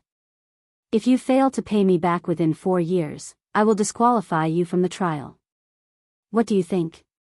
Yuan immediately nodded. I accept. Very well. Any more questions? Yuan then asked his second question. How do we complete the trial? What is our actual goal? Because right now, it isn't clear what we're actually supposed to do here. In response, the sect leader raised 3 fingers and said, in order to complete the trial, you must achieve 3 things. 1. Accumulate 100 million points. The points you have already spent still count. 2. Become a core disciple. Last but not least, fully master the peerless immortal technique. The first one to achieve these 3 goals will inherit my legacy. Simple enough, right? Yuan could only sigh inwardly at the sheer audacity of these goals. Though they appeared simple and straightforward on the surface, they were anything but. Each would demand an immense amount of time and effort, especially the last one, which might require one's lifetime to accomplish. In order to acquire 100 million points, one would need to spend at least 50 months inside the center region of the hunting grounds while hunting at Yuan's pace, as he would acquire about 2 million points a month if he spent all of his time hunting magical beasts. Becoming a core disciple was no simple feat either. It required not only the accumulation of 1,000 contribution points but also reaching the esteemed realm of spirit enlightenment, a milestone that, for those without the heaven-refining physique, would take decades of relentless cultivation to achieve. Yet, even these arduous requirements paled in comparison to the final trial, which was simply outrageous. In all of history, only a single individual had ever perfected the peerless immortal technique, the founder of the Immortal Monastery himself. Compared to such an impossible feat, the other requirements were mere child's play, like pebbles before a towering mountain. Do you really expect one of us to perfect the peerless immortal technique? Yuan said. If you didn't want anyone to inherit your legacy, you could have just said so. Instead, you're making us chase after a near impossible goal without even telling us about it. If I hadn't spent 100,000 points to ask a question, who knows how long it would have taken us to realize the goal. Instead of taking offense at Yuan's words, the sect leader's lips curled into a wide grin, his gaze unwavering as he spoke with absolute conviction. So what if it takes a long time? Even if it requires millions of years to complete, I will not lower the goals. This is the bare minimum I expect from the one who dares to inherit my legacy. If you lack the patience, then leave. No one is forcing you to partake in this trial. He paused for a moment before adding, besides, time flows much slower in this world. No matter how long you spend here, the outside world will barely notice your absence. How long has passed in the real world? Yuan then asked. I consider that a question, so it'll cost you 100,000 points if you want an answer, the sect leader warned him. I still want to know, Yuan answered without hesitation. The sect leader then responded, although you've spent a few years in this world, only 4 months have passed in your world. Only 4 months? Yuan was quite surprised to learn this information. Alright, your 10 minutes is up. If you want to continue our conversation, come back with another 1,000,000 points, after you return your debt. Before Yuan could even respond, the sect leader waved his sleeves, teleporting Yuan outside. Oh. When did you come out? Yuan's sudden appearance startled Elder Sun a little. Just now. I see. What did you talk to the sect leader about, if you don't mind me asking? I don't mind. I basically asked him to let me leave the sect to follow you. What? Why would you want to follow me? I'm not leaving the sect to play. Elder Sun was baffled to hear that Yuan wanted to follow her to the Desolate continent. I am well aware. However, I have always been interested in the Desolate continent, and I saw this as a chance to fulfill my dream of going there. Elder Sun rubbed her eyes and sighed, No, I cannot let you follow me to such a dangerous place. You may be a genius, but you're still only a spirit grandmaster, not to mention your lack of experience in the outside world. It may be dangerous, but I am not worried at all because I know you will protect me, Elder Sun. Yuan said with a beaming smile, leaving her speechless. Just how thick is your skin? Do you even know what the meaning of shame is? Yuan shrugged and said, regardless, I already received the sect leader's permission. If you want bring me with you, they'll just have to go alone. Why you stubborn brat? Why can't you just listen to me, your master, for once? You're just as reckless and stubborn as Tian Yang. No. You're even worse than him. Elder Sun shouted at him, her fists clenched tightly.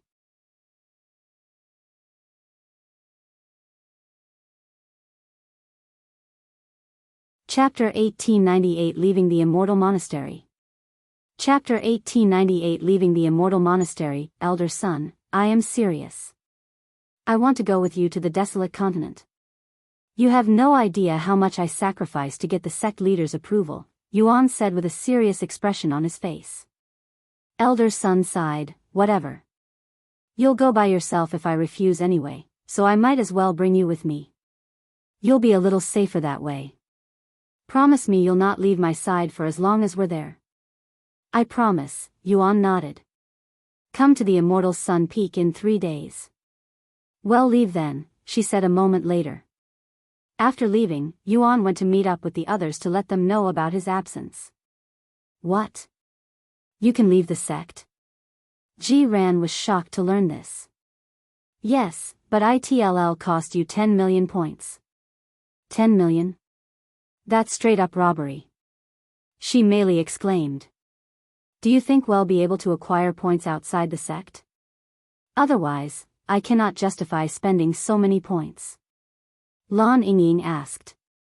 I don't know, but we might be able to sell whatever we acquired outside to the stores for points once we get back to the sect, Yuan speculated. How long will you be gone for? Yingzi asked. I don't know, but I have 4 years to repay my debt, so I doubt I'll be out for too long. Yuan then told the others about paying for an audience with the sect leader and their true goal.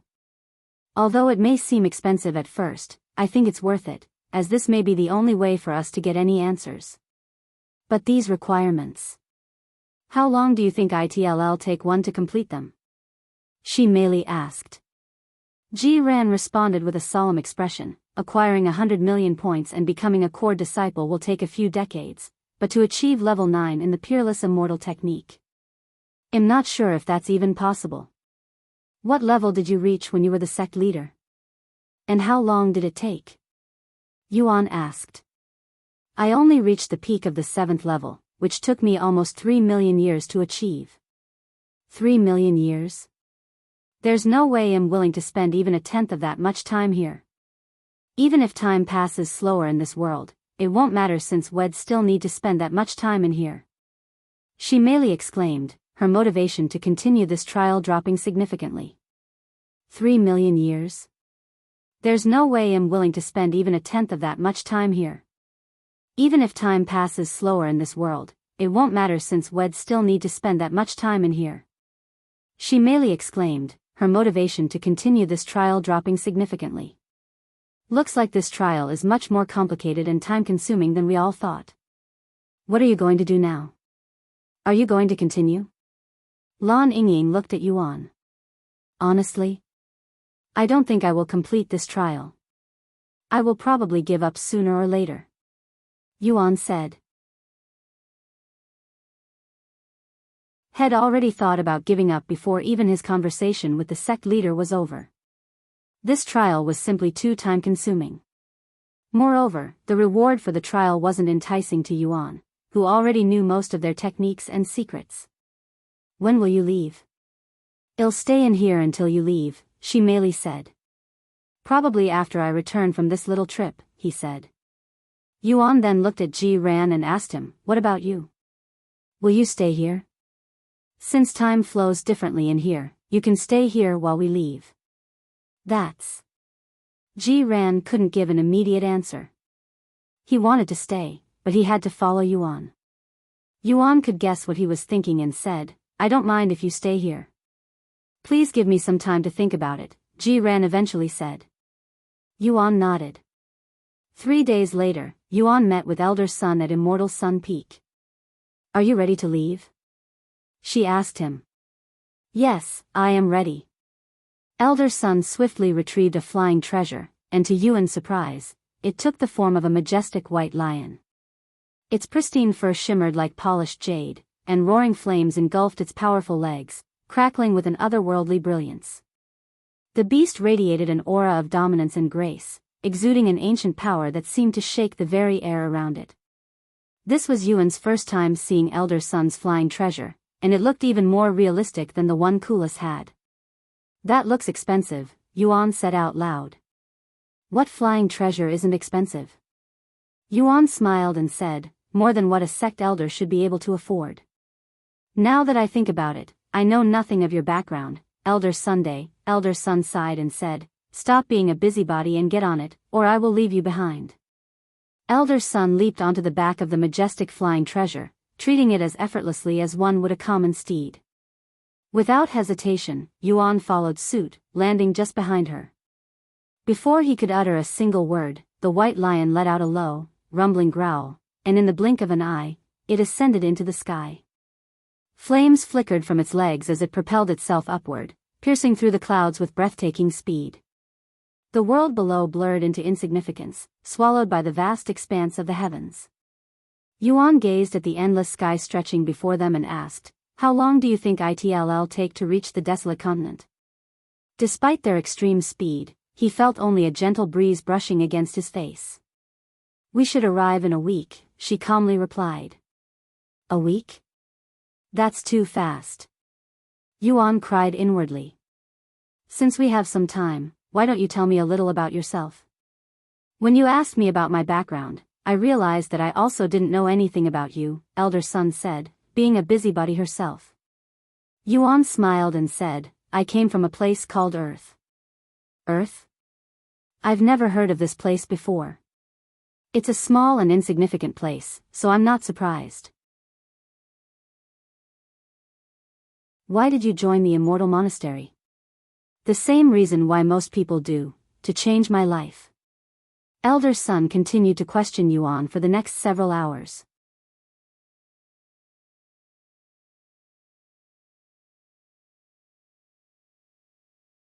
Chapter 1899 Visiting the Desolate Continent.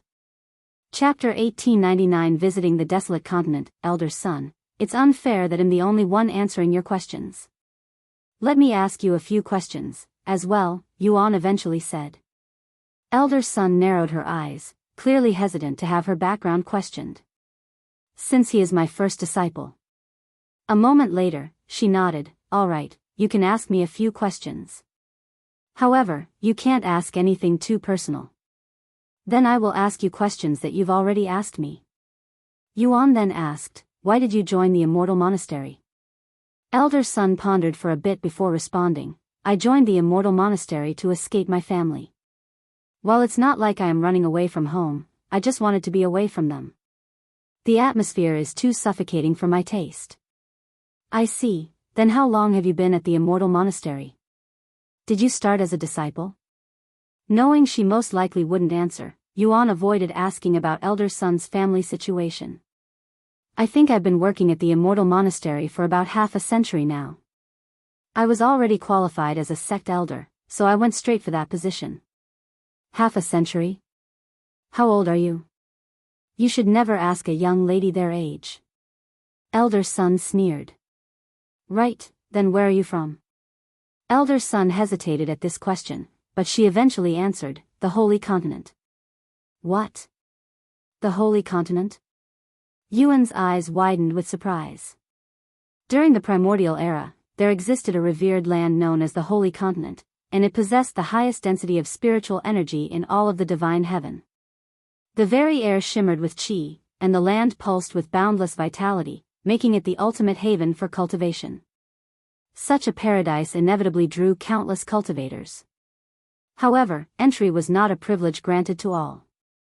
Only those from the most prestigious and powerful backgrounds, such as the 9 immortal clans, were permitted to set foot within its sacred grounds.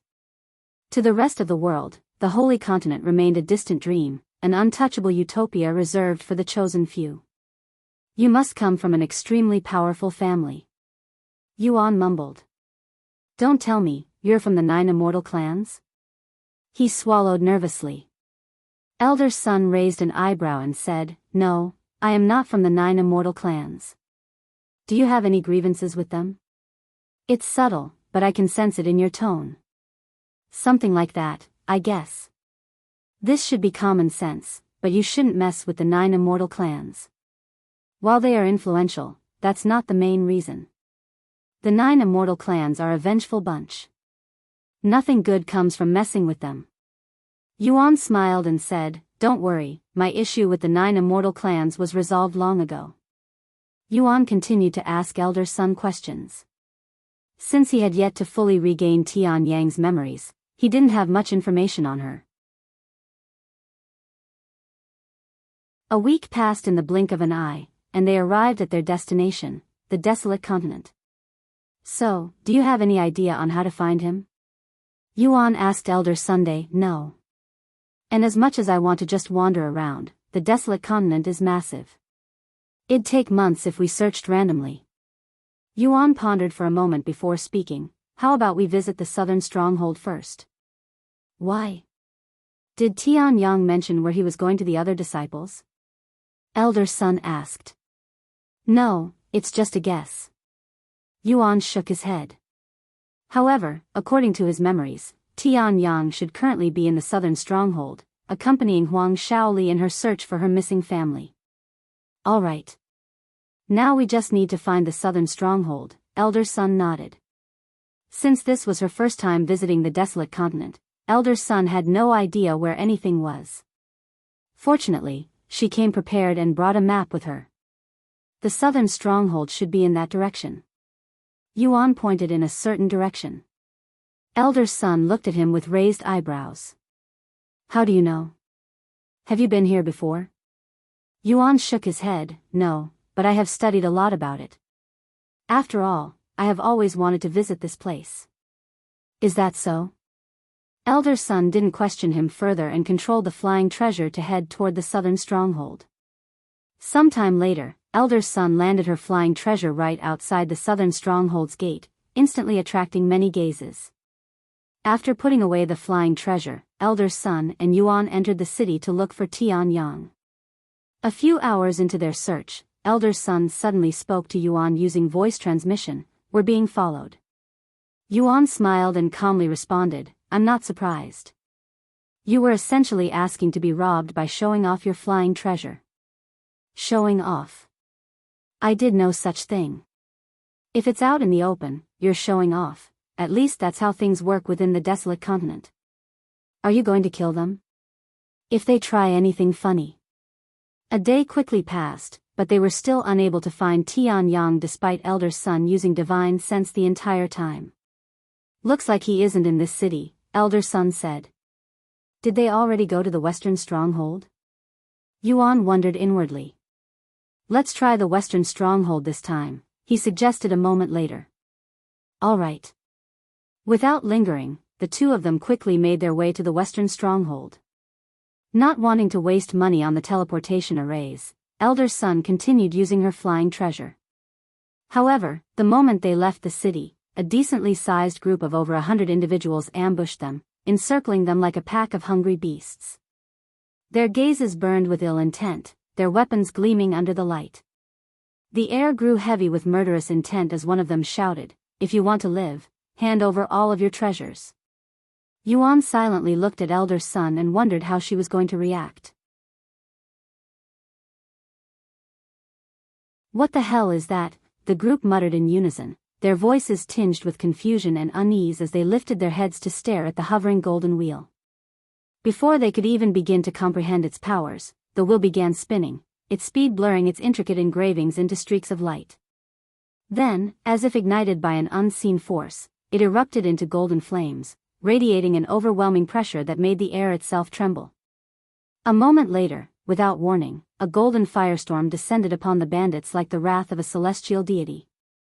Screams barely had time to form before they were silenced, their bodies consumed in an instant, reduced to nothing but ashes.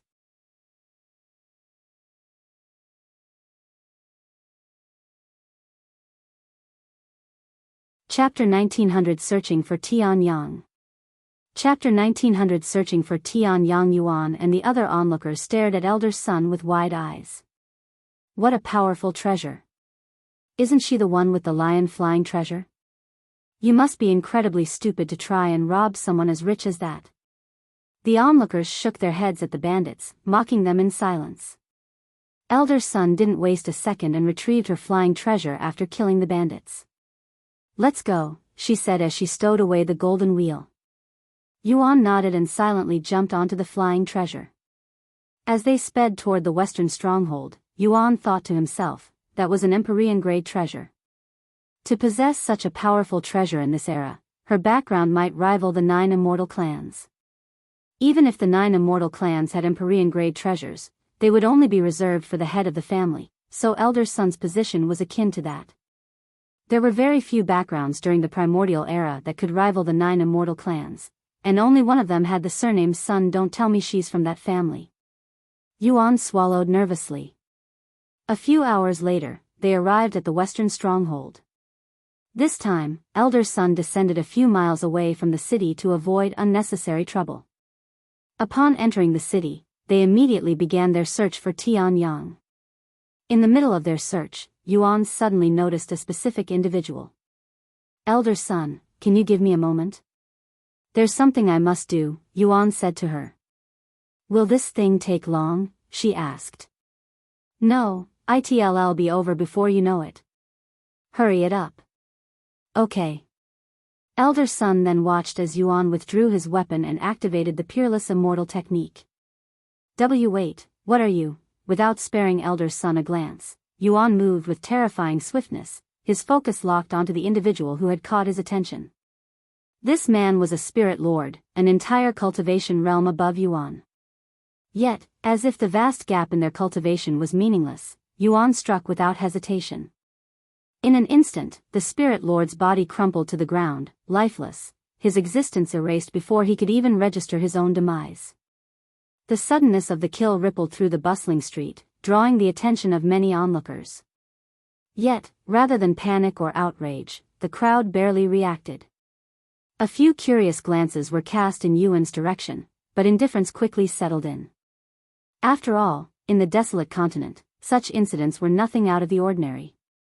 Murder in broad daylight was a daily occurrence, and the strong asserted their will without consequence. Life was cheap, and death was merely a spectacle to those who had long grown numb to its presence. Yet, despite the crowd's indifference, Elder Sun stood frozen, her mind racing. Shock and confusion flickered across her face as she tried to fathom why Yuan had killed that spirit lord, but nothing came to mind. After killing the spirit lord, Yuan returned to Elder Sun's side and acted as if he had done nothing wrong.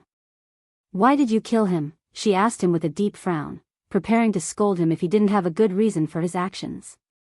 That man belonged to an infamous and ruthless group of bandits called the Gold and Money Bandits, Yuan stated, his voice devoid of emotion, as if he had merely swatted away an insect. Their existence is akin to pests, so I exterminated him on the spot. His words were calm, yet the chilling finality in his tone sent a shiver through Elder Sun. Isn't that even more reckless? Elder Sun sighed, rubbing her temples as if trying to ease the headache Yuan had just given her. So, are you going to start killing every criminal you come across now? Her voice carried both exasperation and concern. Yes, but only those from the Gold and Money Bandits, and only the ones I can kill, Yuan calmly said. What if someone you cannot handle comes after you? Then I will kindly ask for your assistance, Elder Sun, he smiled, leaving her speechless. Unbelievable, how can you even tell who belongs to what? It's not as if you memorized every face from their bandit group. I may not know every face, but I knew enough of them. Elder Sun could see it clearly, Yuan's hatred for the Gold and Money Bandits ran deep. His actions weren't just driven by a sense of justice or convenience, there was something personal behind his decisiveness. Yet, despite her curiosity, she chose to hold her tongue. Some wounds were best left undisturbed. Pressing him for details might only stir painful memories or provoke emotions that could cloud his judgment. For now, she simply sighed and let the matter rest. If Yuan wished to speak of it, he would do so on his own terms. Since he's not killing random innocent people, I guess I can overlook this. We're in the Desolate continent, anyway, Elder Sun thought to herself as they continued their search for Tian Yang. However, even after looking through the entire western stronghold, Tian Yang was nowhere to be found. Tian Yang should definitely be in the western stronghold right now. If he's not here, then he might not physically exist in this world. Yuan thought to himself, slowly coming to terms with this reality. Alright, let's check the other cities now, Elder Sun said. Yuan silently nodded. What a waste of time, he sighed inwardly. However, just as they approached the city gates, Yuan's steps faltered. His gaze locked onto a group of individuals making their way into the city, and in that instant, his entire being froze. The faces of these individuals, he recognized them. Huang Shaoli, he muttered as he stared at her beautiful face. However, what truly shocked Yuan wasn't just her presence, it was the individual standing beside her. Tian Yang was nowhere to be seen. Instead, the ones accompanying Huang Shaoli were her own family, people who, according to history, should not be alive. Yuan's mind raced. He vividly recalled the fate that was supposed to befall them, their deaths on their journey to the Desolate continent. Yet here they were, standing before him, very much alive. What is going on here?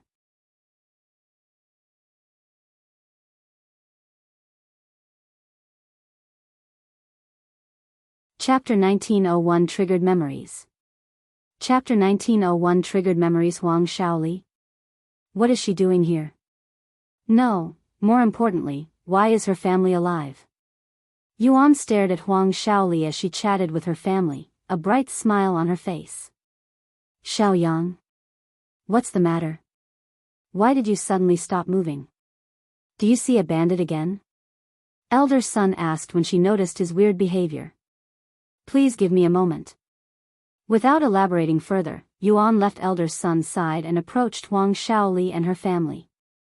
Huang Shaoli and her family stopped when he suddenly stood in their path. How can we help you? Huang Shaoli's father, Huang Qin, stepped forward and asked. Yuan swallowed nervously and spoke, You don't recognize me? He turned to look at Huang Shaoli, who also wore a puzzled expression on her face, almost as if this was their first time meeting each other. Did Tian Yang never meet them in this world? Yuan pondered this possibility. Maybe they don't recognize me because of my short hair. Yuan looked behind him to see Elder Sun staring at him. What will happen if I reveal myself as Tian Yang here? Suddenly, Huang Shaoli's body trembled, and her expression changed. Tian Yang, she muttered in a low voice. Yuan's eyes widened as he snapped to look at Huang Shaoli, who appeared to be confused by something. Huang Shaoli held her head, wincing as if experiencing a headache. She staggered slightly, struggling to steady herself. Shaoli. What's wrong? Her family's voices rose in alarm, their expressions tightening with concern. Huang Shaoli didn't answer. A moment later, she slowly turned to face them, her eyes wide with horror. What? Father? Mother? Brother? Her voice trembled. Why are you here? I thought you were dead. These memories, what is happening to me? A sharp pain seized her, and she collapsed to her knees, a piercing scream escaping her lips. At the same moment, her family members also stiffened, their eyes clouding over. At first, they merely looked dazed, but within seconds, confusion twisted their faces, mirroring her torment. What's going on? I swear we were trying to escape that sea demon when it... Huang Qin exclaimed. What the hell is going on? Yuan could only stand there and watch with a dumbfounded look on his face. Suddenly, the ground trembled, a faint vibration that quickly intensified into a violent quake. The very air seemed to shudder as deep fissures split across the earth. Above, the sky itself began to crack, jagged lines spreading like shattered glass, as if the fabric of reality was beginning to unravel. What is happening? Elder Sun rushed to his side and asked while the other onlookers went into a frenzy.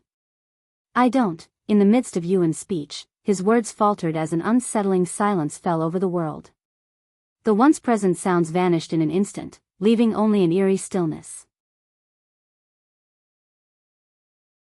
Even more unnerving, everyone around him stood frozen in place, motionless, as if time itself had come to a standstill.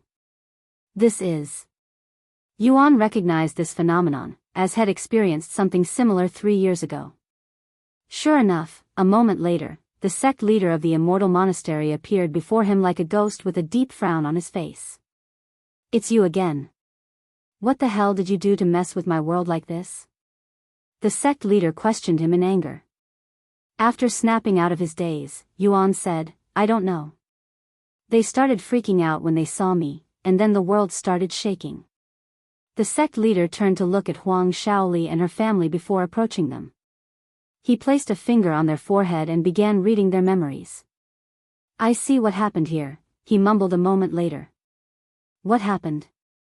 Yuan asked. The sect leader pointed at him and angrily responded, "Your face, that's what happened." "My face? What are you talking about?" Yuan pretended to be ignorant. The sect leader scratched his head in annoyance and said, "There's too much to explain. I don't feel like telling you." Yuan narrowed his eyes and said, "Then answer this question. Is this world just an illusion of the past, or is this a real world?" The sect leader also narrowed his eyes and responded, "That question will cost you 1,000,000 points." "Put it on my tab," Yuan answered without delay. The sect leader looked around them and, after a moment of silence, spoke, "This is a real world. The people here are also real. I know I brought this up myself, but how is that even possible? This is all I am willing to answer for now. If you want to know more, ask me again once you become a core disciple and earn more points. I will rewind this world's time by 1 minute, to before you met them. This time, stay away from them, unless you wish to bring ruin upon this world and everyone within it." With those ominous words, the sect leader raised his hands, tracing intricate gestures in the air. A strange force rippled through reality, and, just as he had declared, the world responded. The flow of time reversed. People who had been frozen in place now moved once more, but instead of moving forward, they were going backward, as if the world itself was being rewritten. "I will not warn you again. If you trigger their memories again, I won't hesitate to toss you out of this world myself," said the sect leader before unpausing the time and disappearing at the same time. "Xiaoyang? What's the matter? Why did you suddenly stop moving?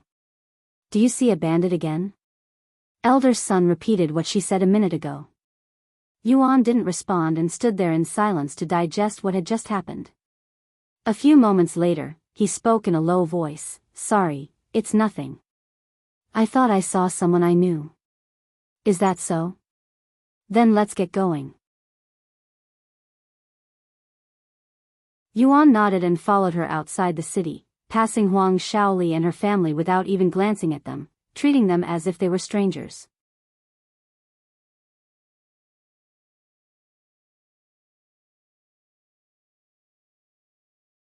Chapter 1902 A Real World. Chapter 1902 A Real World. Shit, what the hell is happening? This world is actually real, and so are the people in it? If triggering Huang Shaoli's memories of Tian Yang caused that world-ending phenomenon, why are Elder Sun and the other disciples fine? Yuan pondered as he rode on the flying treasure with Elder Sunday. Although the sect leader didn't go into details, had actually revealed a lot through his speech, most of them being subtle hints.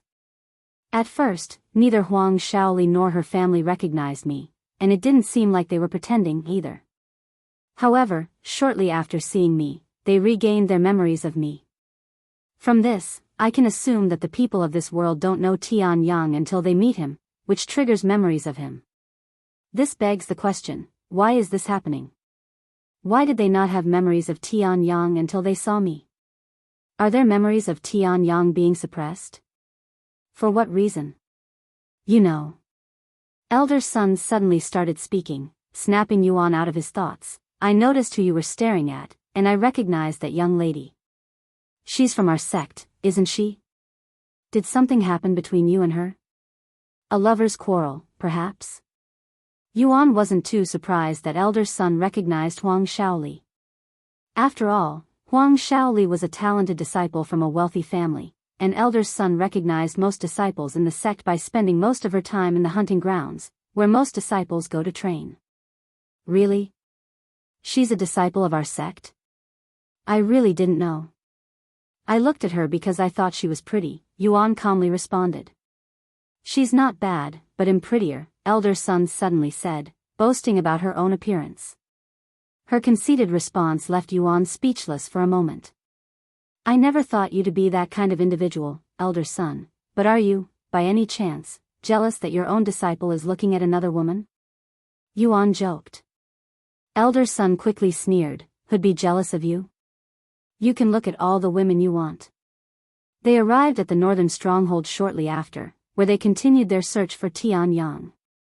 Despite being very confident that Tian Yang didn't exist in this world, Yuan decided to keep silent and follow Elder Sun around. After searching through the entire northern stronghold without finding Tian Yang, they moved on to the eastern stronghold. Looks like only the central stronghold is left, Elder Sun sighed as they left the eastern stronghold empty-handed. What if Tian Yang isn't actually in the Desolate continent? Yuan suddenly brought this time. Then we've wasted our time here, and will immediately return to the sect, Elder Sun calmly said. Isn't it a waste to come all the way out here without achieving anything? I don't want this trip to be a waste of time, Yuan said. Then what do you have in mind? Elder Sun asked. Yuan smiled and said, how about I train here a little? Elder Sun frowned and replied, training? At your level? You're just a spirit grandmaster. Meanwhile, the weakest magical beast in the Desolate continent is at the level of Spirit Lord. It's only just one realm of difference. I can handle it. Moreover, you're here with me, Elder Sunday. I'm sure my life won't be in danger with you here. Are you even hearing yourself? Just one realm of difference? If anyone else were here to hear that, they'd be incredibly offended by that statement. Elder Sun shook her head at Yuan. She continued before Yuan could respond, but you're right. Since I am here, you won't be in danger. Alright, I'll let you experience the difference between a spirit grandmaster and a spirit lord, since that will be the quickest way to make you give up. Thank you, Elder Sunday. A few days later, Elder Sun left the central stronghold with a disappointed look on her face. I guess Tian Yang isn't in the Desolate continent. While there's a chance he might be here, outside the strongholds, it'd be like trying to find a needle in a haystack. We don't have the time for that. Elder Sun then brought Yuan back to the southern stronghold, where the magical beasts are between the level of Spirit Lord and Spirit King. After looking around, Elder Sun found a first-level Spirit Lord magical beast and allowed Yuan to fight it. He'll probably give up after he realizes the difference between Spirit Grandmaster and Spirit Lord, Elder Sun thought to herself as she watched Yuan approach the magical beast. While Elder Sun was confident in Yuan's talents, she didn't believe Yuan could fight magical beasts an entire realm above his cultivation. No matter how talented he is, before Elder Sun could even finish her sentence, Yuan had defeated the magical beast in a single strike. Elder Sun's eyes widened with shock, and her jaw dropped to the ground. Heavens! He killed a Spirit Lord magical beast just like that? He even went for its weak spot. How did he even know its weak spot?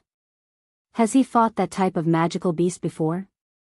After killing the magical beast, Yuan tossed its corpse inside his spatial ring. Let's immediately go to the next one, Elder Sun. Yuan returned to her side, acting like had only accomplished something ordinary. I spent 10 million points to come here. I am not going back until I completely fill my spatial rings with points. Yuan thought to himself. Oh, okay.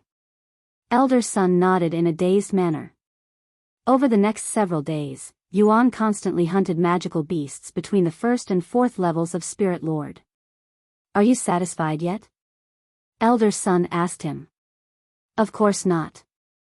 We're just getting started. I want to be able to hunt Spirit Kings by the end of the month, he declared. Wah! Spirit King? That's impossible. In response, Yuan retrieved a monster core head collected during the hunt and swallowed it right in front of Elder Sun's face, bewildering her greatly. What the fuck are you doing, you crazy bastard? She cried out loud.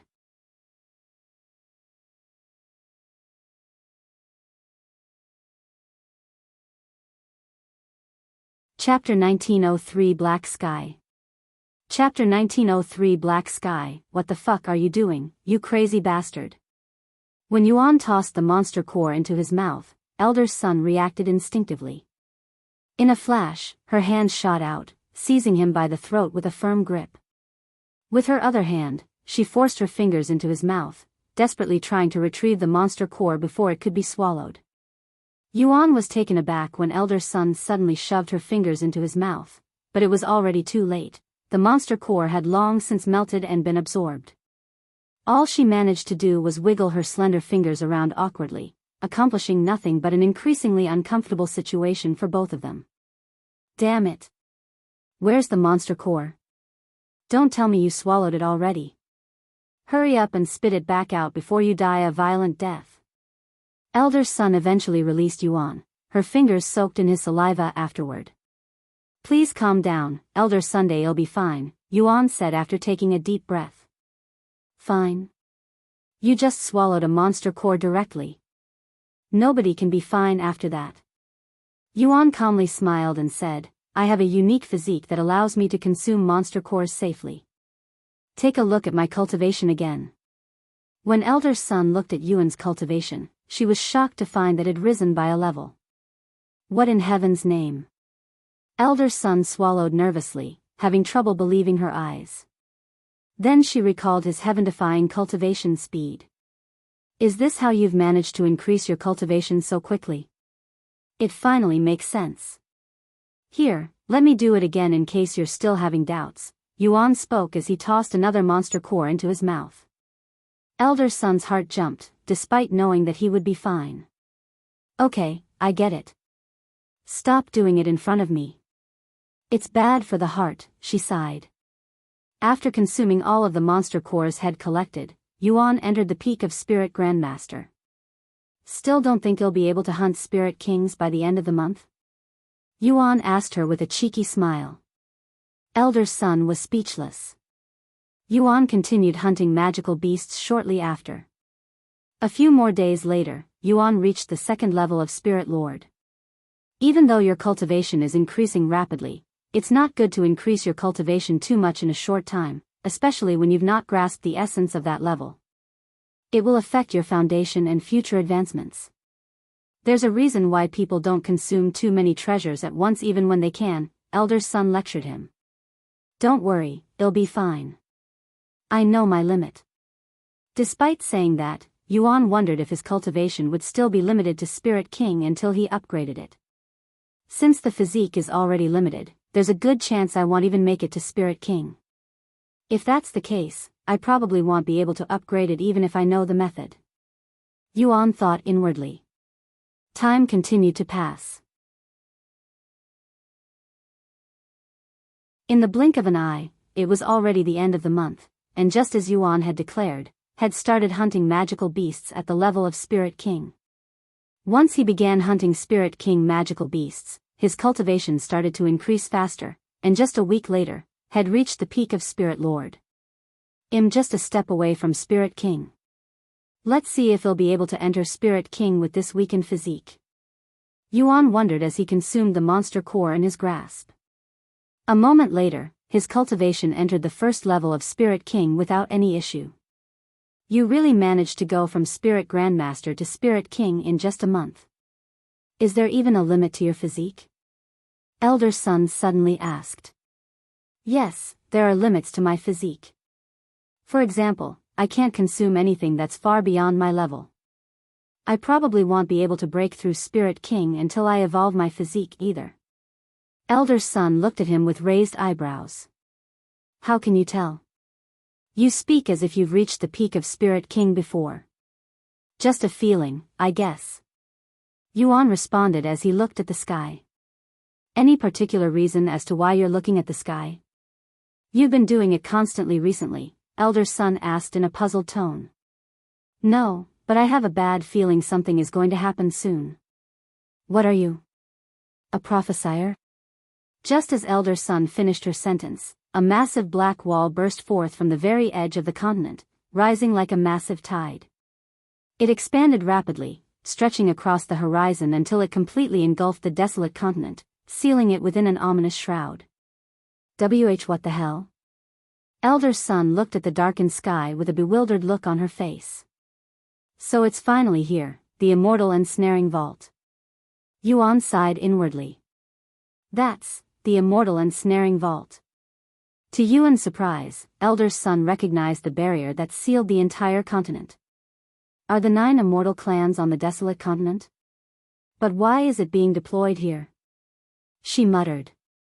Immortal ensnaring vault? What's that?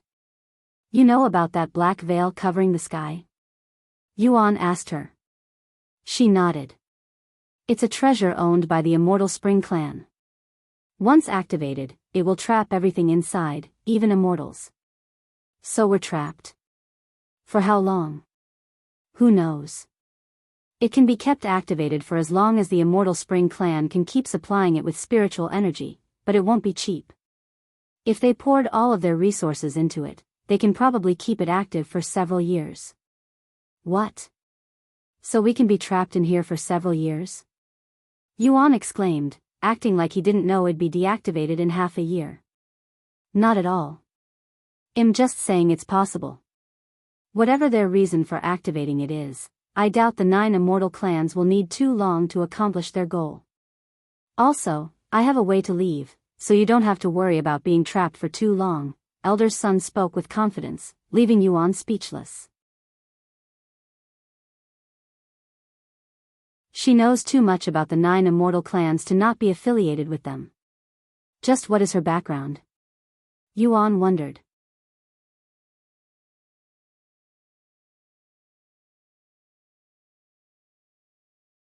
Chapter 1904 Leaving the Desolate Continent. Chapter 1904 Leaving the Desolate Continent. How long do you plan on training here? Elder Sun asked Yuan when he continued shortly after the Immortal Ensnaring Vault was activated. Since we can't leave, I will train until the Immortal Ensnaring Vault is deactivated.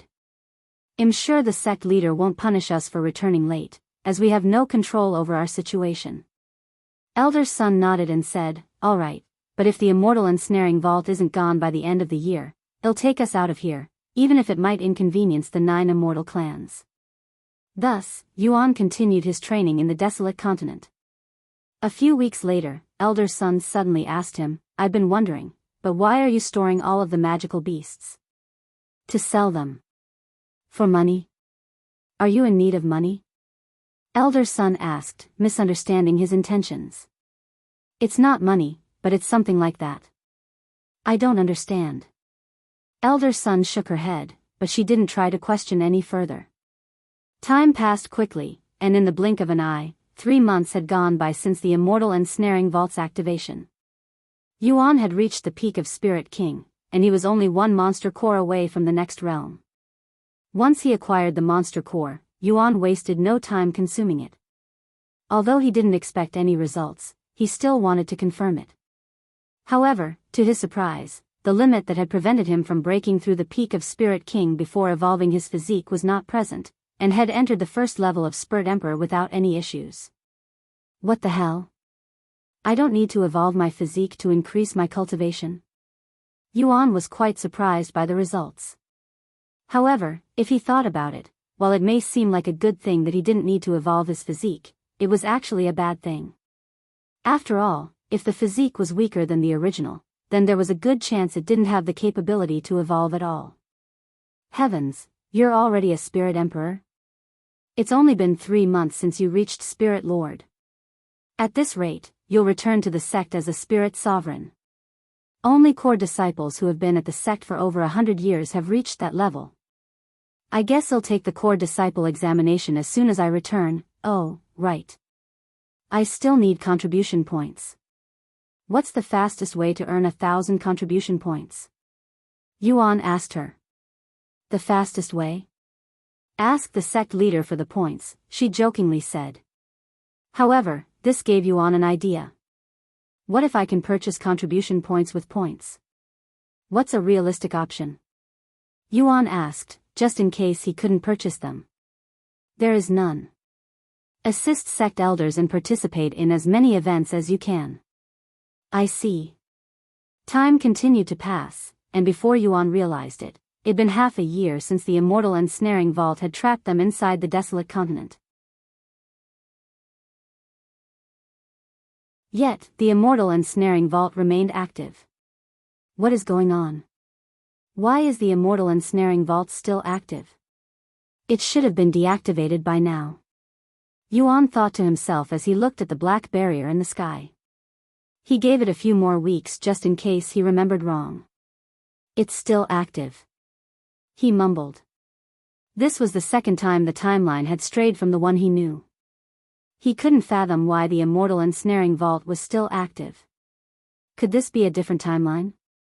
If that were the case, why do the people here have memories of my timeline's Tian? Suddenly, Yuan noticed a drastic change in Elder Sun's expression, looking like she'd just eaten a fly. Elder Sun? What happened? Yuan asked her. She sighed. Nothing. I just had an argument with Tian. What? Yuan's eyes widened at her puzzling response. She just had an argument with me? How's that possible? Elder Sun had been by his side this entire time, and there was no way he would have missed her interacting with Tian, even if he was focused on training. What did Tian say? Yuan decided to dig deeper. ID secretly placed a life-saving treasure on him without telling him. He didn't give too much information, but someone he was close to died, and it seems like he's blaming me for it. Yuan was speechless. That conversation sounded like what had occurred right outside Han Zexian's tomb, but they'd never gotten close to that place. Wait. What if her memories are progressing as if she's in the original timeline, but in reality, she's living a different timeline, and I am the cause of this phenomenon because I made her remember Tian, who doesn't exist in this world. After pondering a little longer, Yuan found it to make more and more sense. This won't trigger the destruction of this world, right?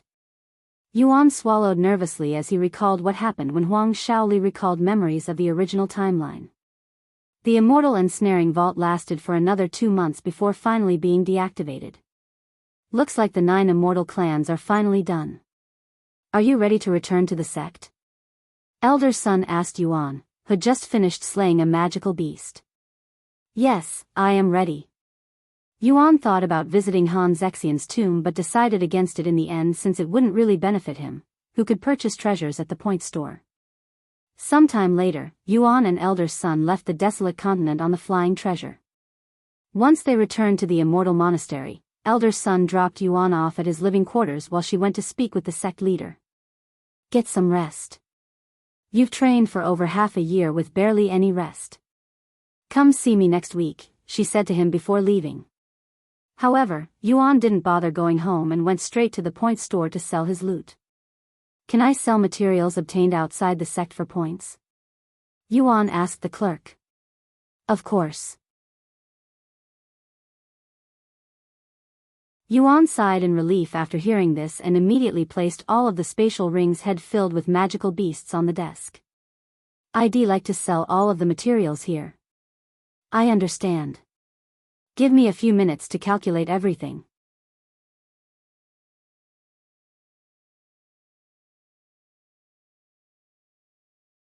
Chapter 1905 The Sect Leader's Hatred.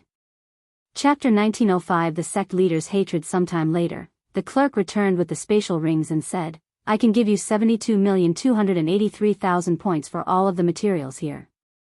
Yuan smiled and nodded, sold. The results were much better than Head anticipated, but considering that Head also hunted Spirit Enlightenment magical beasts, he wasn't too surprised.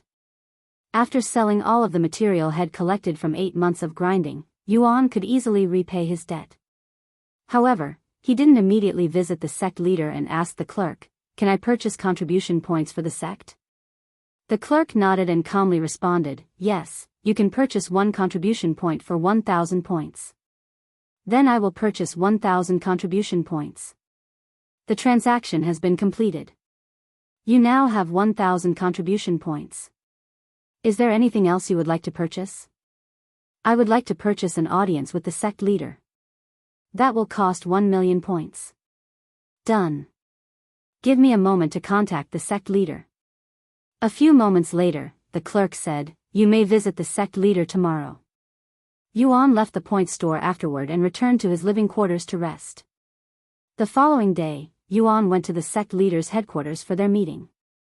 You have returned. Do you wish to repay your debt now? The sect leader asked.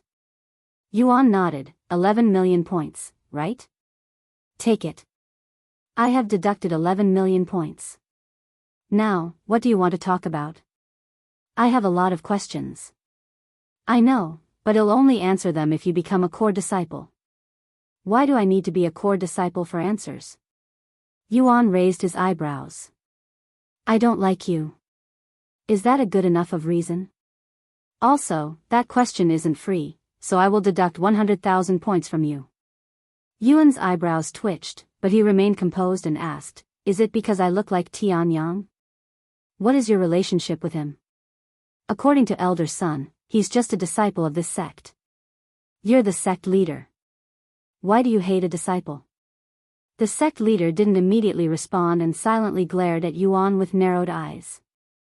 Eventually, he spoke, since you bear his unpleasant face, I guess I can entertain you. I have also been wanting to talk about this with someone, anyway. He continued, in the original world, Tian was only a disciple at the Immortal Monastery for a short time and never advanced past inner court disciple because he never returned to the sect after leaving for training. He was an insignificant existence at first, but after a series of events that occurred over many years, he caused the destruction of the Immortal Monastery. Yuan's eyes widened after hearing this, and he quickly responded, what? The Immortal Monastery was destroyed? How is that possible? It was still standing before my master, sect leader Zhan, entered the Shadow Realm. The sect leader explained, although the Immortal Monastery wasn't completely destroyed, pretty much 90% of the sect was destroyed, and it required hundreds of years of effort before it recovered. However, that's not all. Not only was the sect almost destroyed because of him, I also nearly lost my life. Fortunately, I didn't die, but I lost almost all of my cultivation, which required me to restart from scratch. Yuan swallowed nervously after hearing this information. He didn't know why the sect leader hated Tian, but if his claims were true, it justified his hatred. The sect leader continued, Tian, that bastard is a calamity who brings misfortune to everyone around him.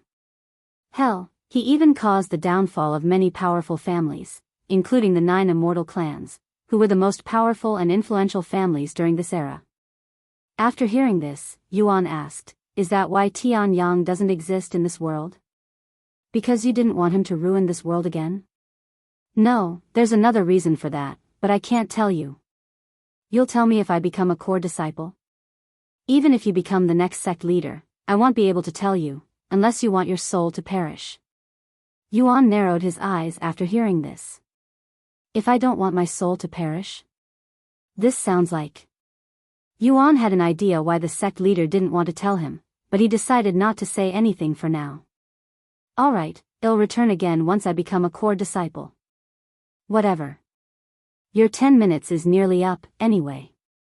Yuan returned home shortly after to ponder about his conversation with the sect leader. If the sect leader couldn't tell me about something because it could destroy my soul, there's a high chance it's related to the outer gods. Perhaps they had something to do with the creation of this world. After all, not even a cultivation god could create a world like this. While cultivation gods had the capability to create their own world, recreating the divine heavens and its peoples with their memories from the primordial era was an entirely different story. If anyone had the capability to create such a world, they'd have to be beyond even cultivation gods. In other words, the outer gods. Yuan thought to himself. If the sect leader is connected to them, I need to be careful around him. This was another reason why Yuan didn't want to carelessly mention the outer gods. After spending an entire day pondering his next steps, Yuan left home to visit his group. It's almost been a year since I left. I wonder how they're doing. When Yuan arrived at Lan Yingying's living quarters, he quickly realized that she no longer lived there. I guess she's managed to become an inner court disciple while I was away, he mumbled. He went to check on the others, and sure enough, everyone from his group was no longer inside the outer court, suggesting they'd all moved to the inner court. Realizing this, Yuan left the outer court and returned to the inner court to find Ji Ran. You're tuning in to the Biyao's Wuxia Chronicles YouTube channel. Don't forget to subscribe and join us on this journey to catch the most captivating stories.